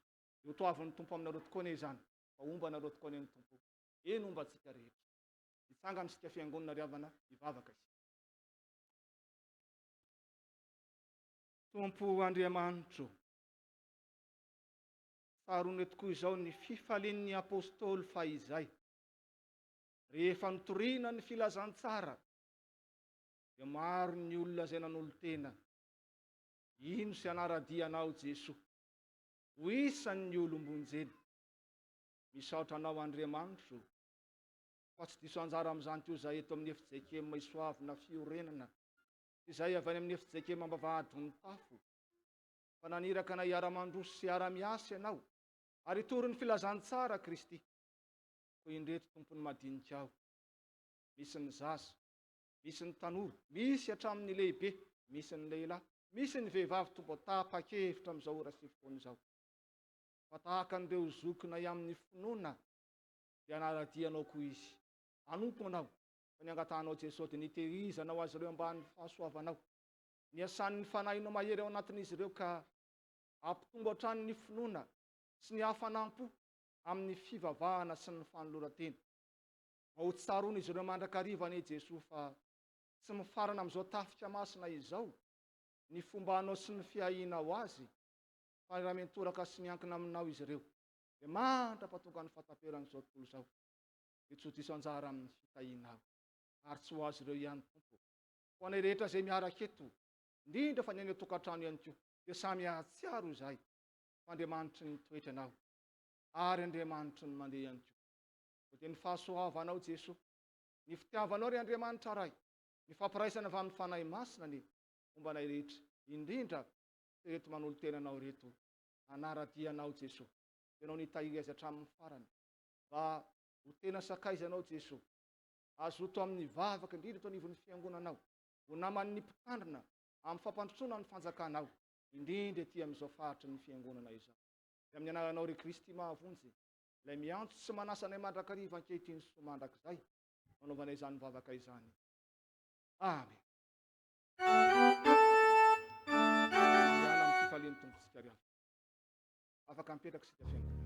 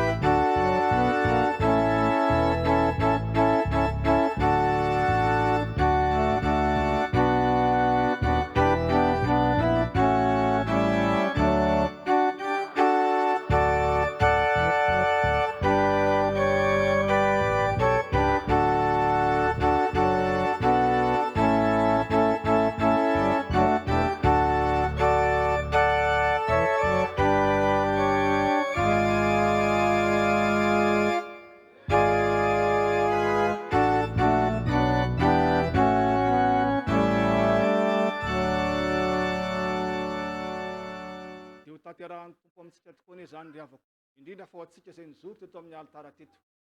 Dia mahereza mandrakariva amin'ny fanompona amin'ny tompo, idirany amin'ny sampana sy ny fikambana eto anivon'ny fiangonana, ary raha mahareta amin'ny fivavahana sy ny fanompona an'Andriamanitra. Ho azy eny ny voninahitra.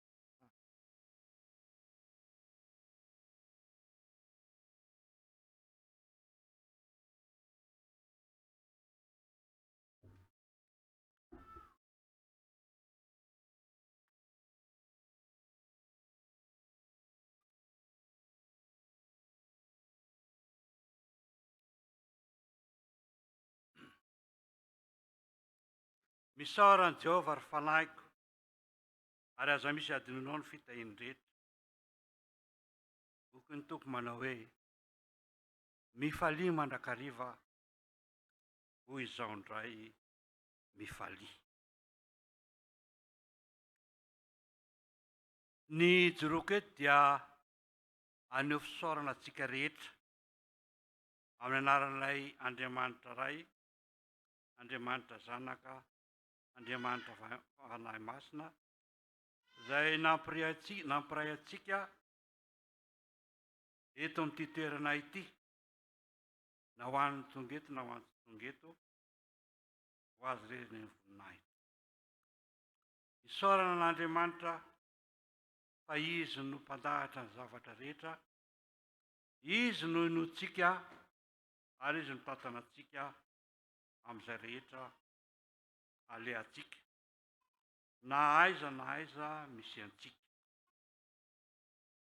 Misaotra anareo vaoaka ny soavina sy ny manodidina rehetra, manokatra ny varavarana nandray ireo Tafika. Lehibe aminay tokotra n'izany, ka tononay manokana ianareo rehetra. Isaorana koa ny mpitanana tsy adino ireo Tafika rehetra no fidin'ny tompo, ary nanaiky ho iray ho amin'ny asa izay notanterahana nanomboka tamin'ny alakamisy 7 Oktobra izany ka hatramin'izao. Nisy ireo nandray anjara ny karakara talohan'izany dia atolorana fisaorana na ny teto toerana na ny avy any Antananarivo. Isaorana ny mpitanana sy ny fiangonana FJKM Ambavahadimitafo, anaiky ho fiasana ho amin'izao asa fitoriana ny filazantsara izao. Lehibe tokoa ny asan'Andriamanitra ry izy menakavy, kanefa nanaiky ny fiangonana FJKM Ambavahadimitafo mba ho fiasan'ny tompo ho aty amin'ny FJKM Isoavina Fiorenana. Koa ny ray aman-dreny-mpitandrina dia toloranay fisaorana hita maso ho famporisihana izao asa izao, fa ny tompo tokotrany ny asa.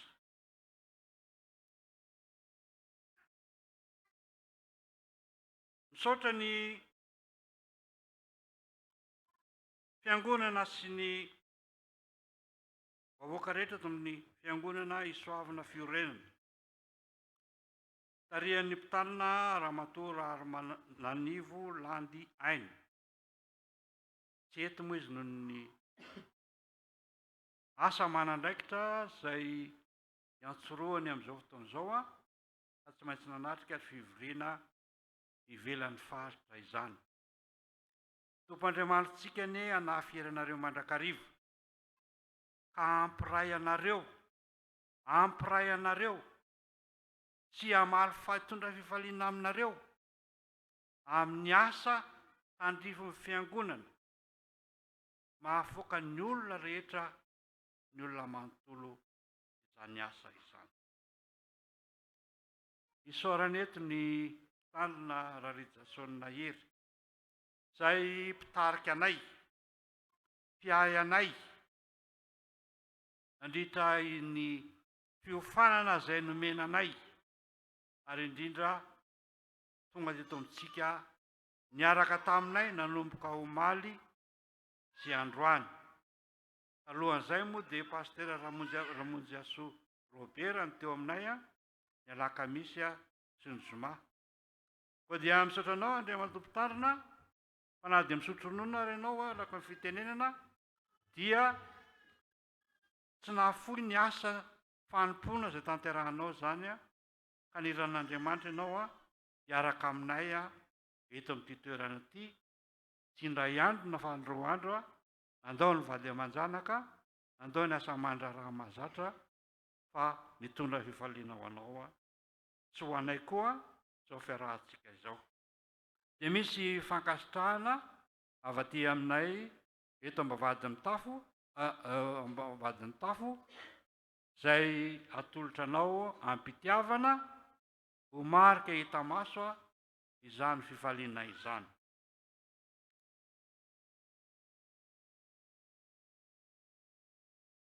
Ary farany isaorany anareo rehetra tsy ankanavaka, izay nitondram-bavaka nanampy ary nanolo-tanana tamin'ny fanatontosana izao Tafika Masina izao. Tamin'ny fotoana rehetra teto dia hitanareo angamba fa tsy nisaraka tamin'ny vavaka isika. Fa raha misy zavatra anehoantsika ny finoantsika dia amin'ny alalan'ny vavaka no lehibe indrindra, satria ny vavaka no azo antsika mifandray mivatana amin'ilay Andriamanitra sy Jesosy Kristy ary mifanahy masina. Tsisy mpanelanelana fa lazao ao izay fanirianao, lazay ao izay etaetanao ary ataovy amin'ny finoana izany vavaka izany. Dia ao an'Andriamanitra rehetra ny voninahitra dia mangataka ny tarina mpitahay anay raha ry Jasona hery mba handroso andray fitenenana. Saotra tompoko.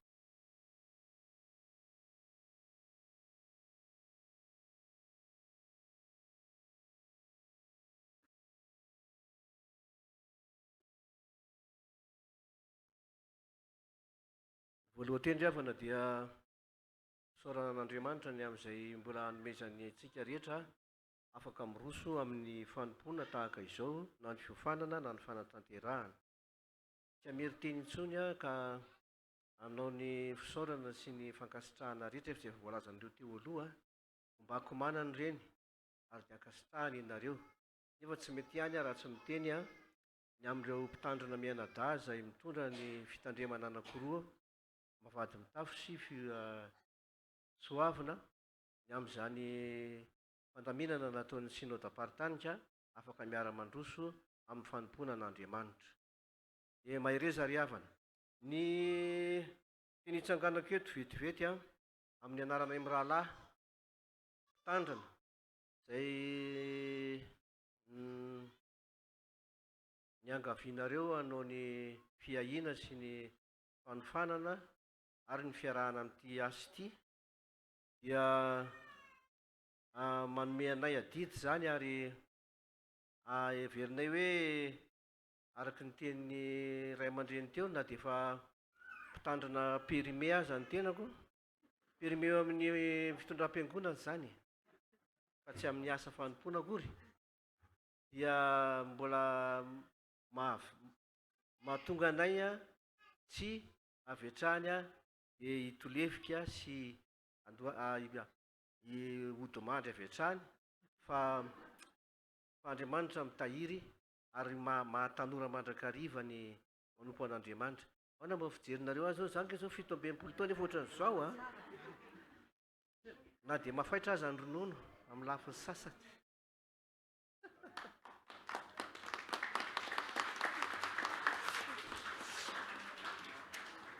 Ry havana, tiako fohy dia fohy ny ilazako mba tiako ihany ny anasikasina an'ireto zavatra anankitelo reto mba hiasikasina tsara koa ny fanompoan'ny fiangonana. Ilay teny efa nisoratan'ny birao foibe AFF any anatin'ny boky navoaka ny avaozan'ny Tafika Masina. Niarana ohatra an'izany moa zany ny birao tamin'ny fotoan'andro. Ny atao hoe iraka na mission dia tsy inona fa asa ataon'Andriamanitra mivantana na ampanaovin'ny olona mba hamonjena nyity zao tontolo izao ity. Zany hoe Andriamanitra manao asa mivantana na maniraka olona izy anao asa mba hamonjena an'izao tontolo izao mba hanana fiainana tsara. Misionera zany a, Andriamanitra ny tena misionera. Andriamanitra ray, Andriamanitra zanaka, Andriamanitra fanahy masina, dia maniraka olona koa izy hanao an'izany mission zany, zany iraka zany. Ary tsarovy a, tsarovy fa tsika mianakavy ireo manana mission daholo. Ianao dada loham-pianakaviana, tena mission anao miakarakara ny ankonanao, mitarika azy amin'ny fiainana tsara rehetra. Neny a, ianao koa tena mission, manana missionnaire koa ianao. Ianao no mitaiza ny ankizy ao, ny tena miantoka azy ao a, manana an'izany mission zany koa ianao, tsy maintsy tanterahanao fa raha tsy zany a tsy tanteraka amin'ny fanompona. Izany a, i dada sy neny a, mila ny fisianareo ao an-trano eo ny ankizy mba ho voataiza tsara izy. Tena sarotra mitaiza zaza amin'izao fotoana izao a, indrindra ho any an-drenivohitra any, sarotra fa tsy maintsy eo dada sy neny a, fa ilain'ny ankizy fa mahatonga azy manana équilibre eo amin'ny fiainany a, ny fisian'ireo. Ianao a président fokotany a, manao sinihan'ny taratasy rehetra io, missionnaire ianao eo, ka aza ataonao hoe manao sonia dia sonia fotsiny fa mahatsara ny fiainan'ny olona ny sonia petaka ao amin'iny taratasy iny. Kanefa dia matetika asianao miverimberina izy mivery amin'ny ray volana, fa zao fa misy zavatra andrasanao. Tsy tompoko ataovy ny mission. Ianao bro am-piangonana, missionnaire ianao, ianao diakona, tsika rehetra samy manana mission daholo. Zay ny voalohany aloha, zay asa mission. Fa ny hoe fitoriana ny filazantsara kosa dia zao, iraka manokana nampanaovin'Andriamanitra ny fiangonana. Fa be dia be mantsy le olona manao soa, manatsara amin'ny fiainan'ny fiarahamonina, zay zany le ampanaovina iraka. Fa raha ny fitoriana ny filazantsara dia ny fiangonana no sain'Andriamanitra manao azy, aneo an'izany mission hoe manatsara amin'ny fiainan'ny fiarahamonina zany. Dia adiditsika zany ry havana no manambara an'izay. Ary ao anatin'izany fitoriana ny filazantsara zany dia manondro ny fiangonana fa Jesosy Kristy irery ihany no hany mpamonjy an'izao tontolo izao. Zay ny fototry ny fitoriana ny filazantsara. Fahatelo farany ny tafika masina, iraka zany mission a, dia ny fitoriana ny filazantsara, dia ny fahatelo ny tafika masina. Tafika masina kosa dia sorotr'asa natetika asa entin'ny fiangonana mitory an'ilay filazantsara. Ka ny tanjona ankendren'ny fiangonana amin'izany a dia manondro an'i Jesosy Kristy, manondro ary mampiona ny olona amin'i Jesosy Kristy, ary farany mampandray an'ny olona an'i Jesosy Kristy. Izay zany natao taty, tarika anareo ireo namanareo ireo a, nanondro an'i Jesosy Kristy izy. Fa le Andriamanitra ivavahantsika menakavy, tsika kristianina FJKM dia le Andriamanitra ao amin'i Jesosy Kristy, fa tsy le Andriamanitra sy ny razana akory. Fa le Andriamanitra izay ambara amin'ny Baiboly a, dia hoy izy ny teniny hoe tsy misy mankany amin'io Andriamanitra io fa tsy amin'ny lalan'i Jesosy Kristy irery ihany. Dia Jesosy Kristy izay le nitondroany reto mpanompon'Andriamanitra reto, nentina teo anatrehanareo, niona taminareo, nampiona taminareo ary niraisinareo. Io Jesosy Kristy io, fa io zany no hany mpamonjy an'izao tontolo izao. Zay ihany koa no nanofanana ny zareo, ary zay ry havana no heverina hoe zavatra nentina taty zany. Efa teo ihany tsika tato anatin'ny fiangonana. Zao mantsy, raha Andriamanitra zany Andriamanitra dia tian'ny olona Andriamanitra. Dia zao, io Andriamanitra io matetika ataontsika sary amin'ireny boky ireny. Tsika moa zany tsy dia manana boky loatra ny vita amin'ny teny malagasy. Na vita amin'ny teny malagasy dia mbola le sarim-bazaha ihany no atao eo. Dia misy Andriamanitra ray a, Andriamanitra efa lahy antitra be, dia misy fotsoditra dia volombava be zay. Dia heverin'ny olona iny Andriamanitra iny azo vazina iny. Izy raha teo koa fa azy nitoro-tenin'ny pastera dia efa nilazany zany teo hoe Jehova mamindra fo re amin'ireo le mbola tsy madio. Iny mamindra fo foana iny. Dia sangisanginy kapokapohany lamosiny nga nalalolavo ny volombavany, fa ino zany manaiky foana Andriamanitra ray. Fa Jesosy Kristy tsy tian'ny olona. Fa maninona ny tsy tiany satria mampitondra azy fijaliana. Tsy maintsy mibebaka ianao vao miditra an'izany fanasan'ny tompo zany, ajanonao ny fijangajanganao, ajanonao ny fangalanao vola, ajanonao dolidoly izay ditanao, midirana amin'izay ao ny fanasan'ny tompo. Andriamanitra ray zany a, irentsika dia iny sangisangin'ny olona angambiny. fa rehefa tonga amin'i jesosy kosa amin'izay ary zay averiko indray hoe ny andriamanitra ivavahantsika ny andriamanitra ao amin'i jesosy kristy tsy maintsy mandalo eo amin'ny azo fijaliana zany tsika raha tia hita ny lalam-pamonjena avany zay angambany tsy maintsy ny lazaiko fa de maniry indrindra lalandavitsika menakavy a izay raha efana zay mirahalahy zany maniry atsika rehetra mbola hitoy ny asa pastera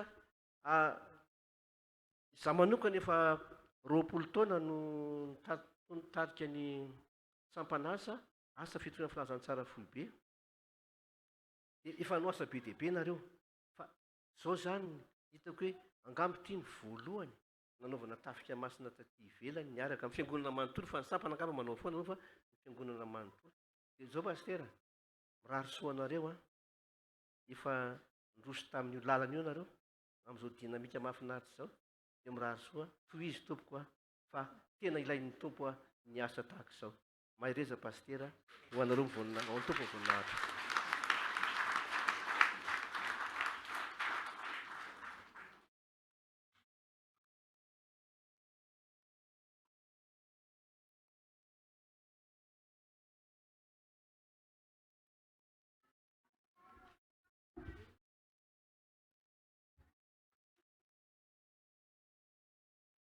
tsy hoe nisy adino akory fa miarabany mpitandrina rary mananivo landy aina ilay mpitandrina eto amin'ity fiangonana Isoavina Fiorenana ity isika tonga soamantsara any izy hitanareo angamba sy izy niditra tetsy dia miangavy anao raha mato-pitarina mba hitsangana fa misy tsy mahitanao zay Ambavahadin'ny Tafo neto Isoavina ngeny tena mahafantatra anao fa izay zao betsaka nao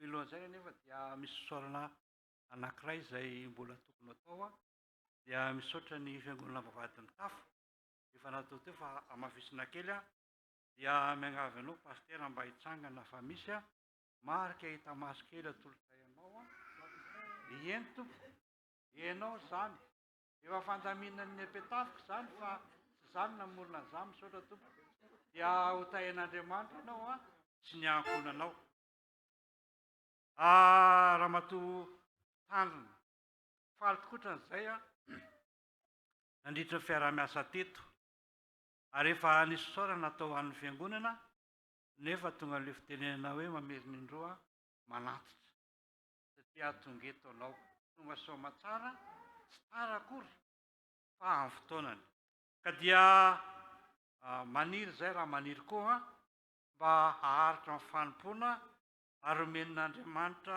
Jesosy Kristy hery bebe kokoa ianao sy ny ankonanao azonao manatanteraka izany asa fanompoana izany mirary soa hotahin'Andriamanitra ary misy fandraisan-tanana kely avy aty amin'ny mpanao Tafika Masina miaraka amin'ny fiangonana Ambavahadin'ny Tafo rehetra atolotra ianao dia raha ohatra misy teny atonao dia mahazo mandroso anao tokoa.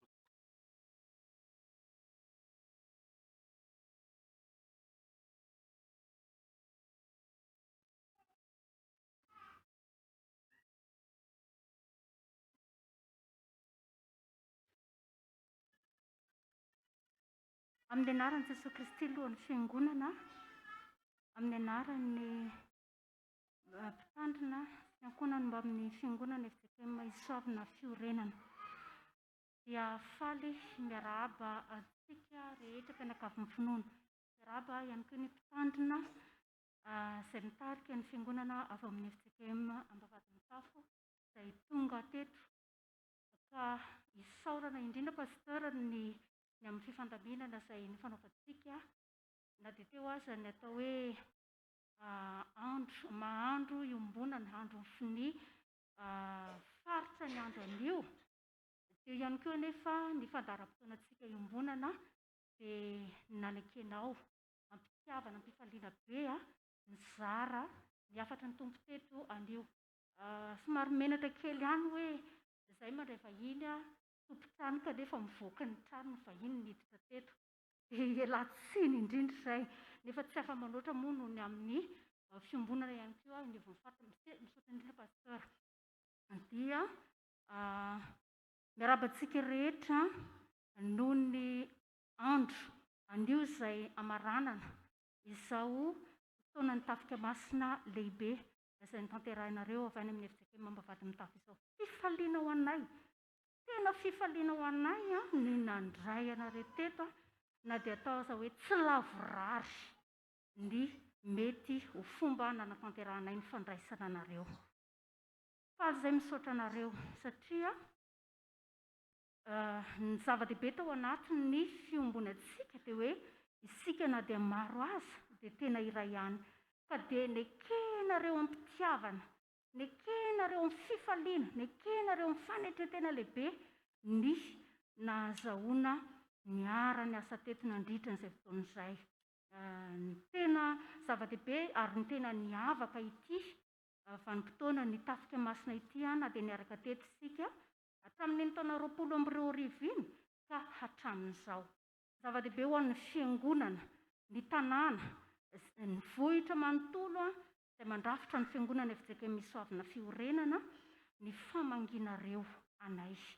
Tsy hitanay ny teny ambara hoe aneo an'izany tena fifaliana ao aminay izany satria anisany fifanohanana eo amin'ny asa fanompona ny antom-pisian'izao Tafika Masina izao, fa tsy mahefa irery fa ny zava-dehibe dia ny andraisantsika avy amin'ny tompo hatrany ilay baiko ny fifankatiavana ao anatin'ny asa izay tanterahina amin'izany fanompoana izany.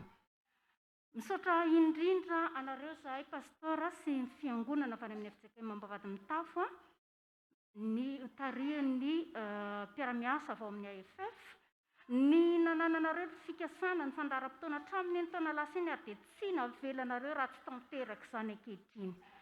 Misaotra indrindra no ny asa maro samihafa izay niarahany salahy ary fantatray fa tena lehibe dia lehibe ny fitiavanareo ny asan'ny tompo ka nikelezanareo aina, ny heveranareo andro aman'alina izay tsara ho fantatritsika avy eto amin'ny FJKM Isoavina Fiorenana tsy mba isan-kerinandro tahaka atsika ry zareo no mivory, fa mandritry ny herinandro dia misy andro maromaro izay tsy maintsy heverany ny fandaminana ny fandaharam-potoana izay hahatomombana n'izao Tafika Masina izao. Izao hatrehantsika izao, tsy mora izany. Ary dia izany indrindra, izany fikelezanaina nataonareo izany no tsy ahaizanay mangina mitondra ny fisaorana feno sy mitafotafo anareo ry havana. Ka antony fahalavorariana izao fotoana izay iombonantsika amin'ny famaranana ny Tafika Masina izao. Manaraka an'izay ihany koa, ny Tafika Masina no mifarana anio fa ny asa izay mifanandrify ny amin'izany asa fitoriana izany dia mbola misy hatrany ny fitohizana. Tsy adino ny misaotra ihany koa satria tao anatin'izay dia nisy asa lehibe izay nekenareo mpitiavana nohanana ny fiangonana dia ny amin'ny ny hatrehana ny fanatanterahana ny asa fotodrafitrasa izay tsangam-bato ny 50 taona ny fiangonana izay tao anatiny atao hoe ampahany tamin'ilay foezaka ary ny lavitrezaka moa mbola eo. Dia isaorana indrindra anareo fiangonana FJKM Ambavahadimitafo ihany koa ny fiheverana, ny fandaminana, ny fanomezana sy fifanoloran-tanana tamin'ny ny hatrehana ny fanatanterahana an'izany fotodrafitrasa izany. Isaorana indrindra hoe satria na dia tsy lavorary aza ny nandraisana anareo teto efa azo nampiasaina ihany ilay trano fidiovana sy trano fivoahana izay niarahana ny salahy. Ka teo moa izany ny antony dia teo ny fahantomorany fotoana nisy azakazaka samihafa fahasahiranana na avy any aminareo na avy ety aminay, avy ety amin'ny FJKM Isoavina Fiorenana izay antony izany rehetra izany. Kanefa dia nekenareo mpitiavana ihany ry havana ny aina niara-niaina teto tamin'ny fifaliana tamin'izay zava-bita aloha.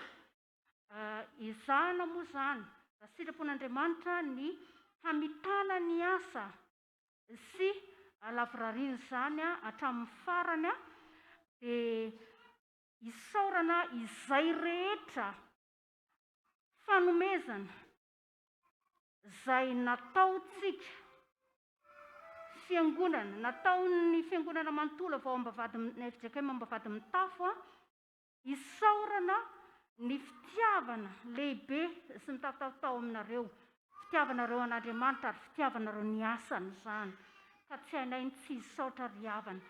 Toy izay mety atao hoe tsy mahavaly fititoazazy izahay, fa Andriamanitra tompon'ny fahasoavana rehetra no hamaly fitianareo ary hanonitra izay rehetra natolotrareo ampitiavana ihany koa tamin'ny fanatanterahana io fotodrafitrasa io.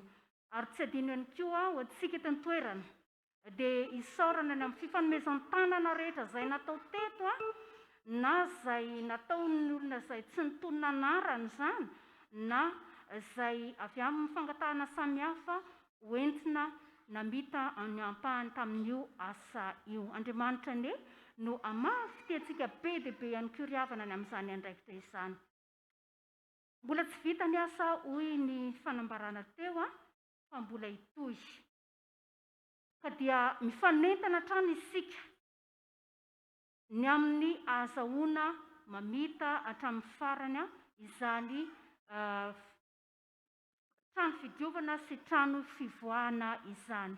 Na ho an'izay fanandray anjara, na ho antsika ihany koa izay vao mikasa ny andray anjara, dia isaorana sahady, isaorana feno ny amin'izay ahafahantsika miara-miasa. Aorianan'io trano fidiovana sy trano fivoahana io dia ny trano fisainana indray no asa manaraka. Raha sitrapon'Andriamanitra mbola tsy tonga eny amin'ny rahony lanitra ny tompo dia hanao hiatrika an'izany fiantraikany trano fisainana izany sika. Ny biriky ny trano fisainana moa izany ry havana dia efa eo izany, efa tonga eo dia mbola hifanentana trantsika ny amin'ny hoe indraindray no anjarako amin'izay iantsony ny tompo ao anatin'izany asa izany. Dia manentana sy mampahery antsika hatrany izay tiany asan'Andriamanitra mba ho feno fifaliana amin'izay iantsony ny tompo antsika amin'izany fandraisana anjara izany. Ny farany fa tsy ny kely indrindra tsy akory dia ny fisaorana, ny fiarabana sy ny firarian-tsoa izay nataon'ny FJKM Ambavahadimitafo izay nisoloa ny ray aman-dreny tena teo.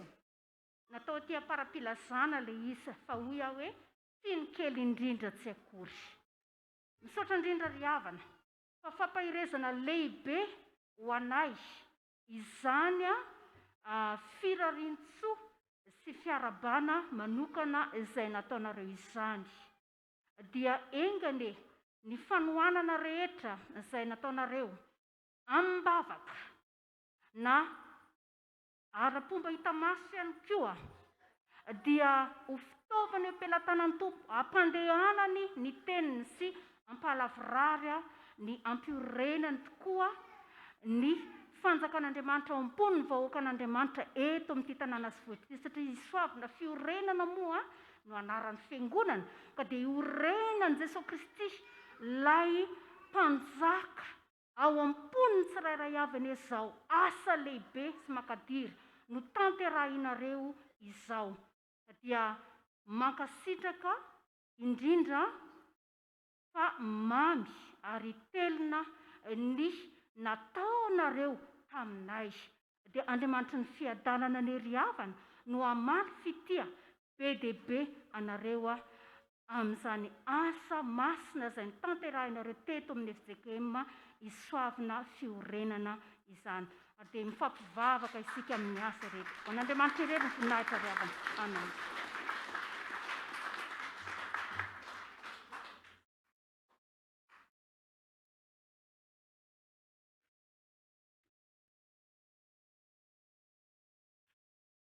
Satria ry havana efa etsaka izay fisaorana izay ary tena mahafinaritra fa tena tsy lany fisaorana ny fiangonana satria Andriamanitra miasa an'Andriamanitra irery ny voninahitra amen. Tonga indrindra amin'ny fotoana famadihana vola ny mofo izay karakarain'ny sampana vehivavy Dorcas isika izay mbola ao anatin'ny asa vavolombelona ihany koa. Ahoary.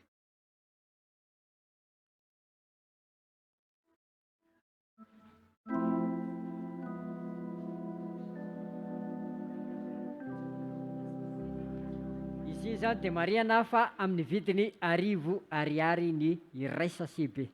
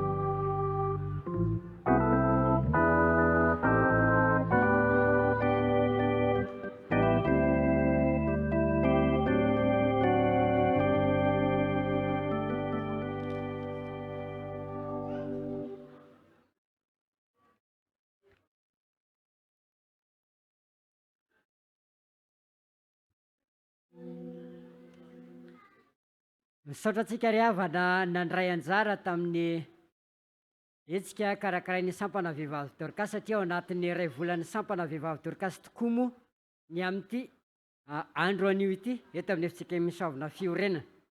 Za zao ty anontany hoe izabony tsy nahazo atsangano io ny tanana aza matahotra fa amin'ny heritaona mbola ataontsika bebe kokoa noho izay. Saora tompoko.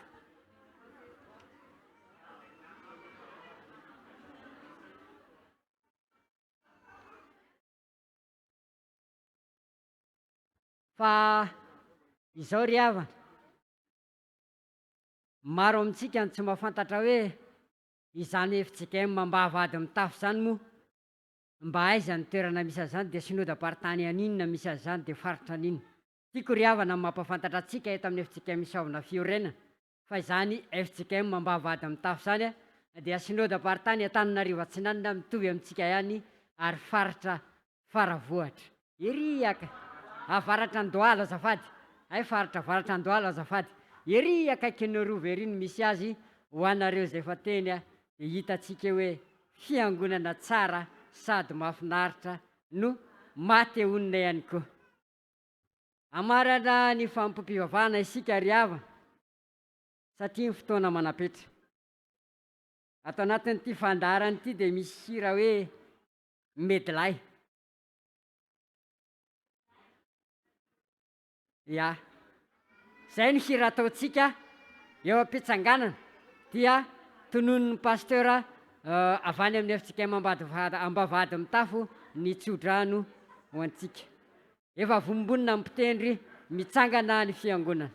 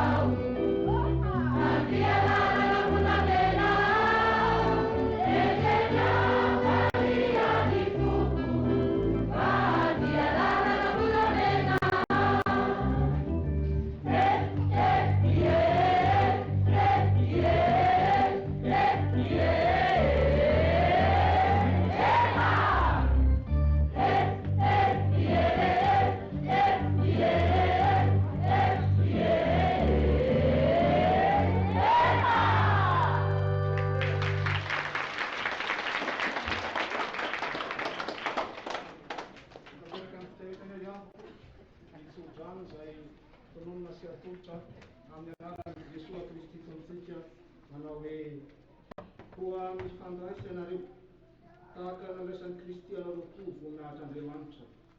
Fa Andriamanitra ny faharetana sy ny fioronana nefa ampiray hevitra manoloatra an'i Kristy Jesosy mba ho saina iray sy vava iray io raha nareo mankarazan'Andriamanitra ny Jesosy Kristy tontsika. Amen. Petraka ianareo.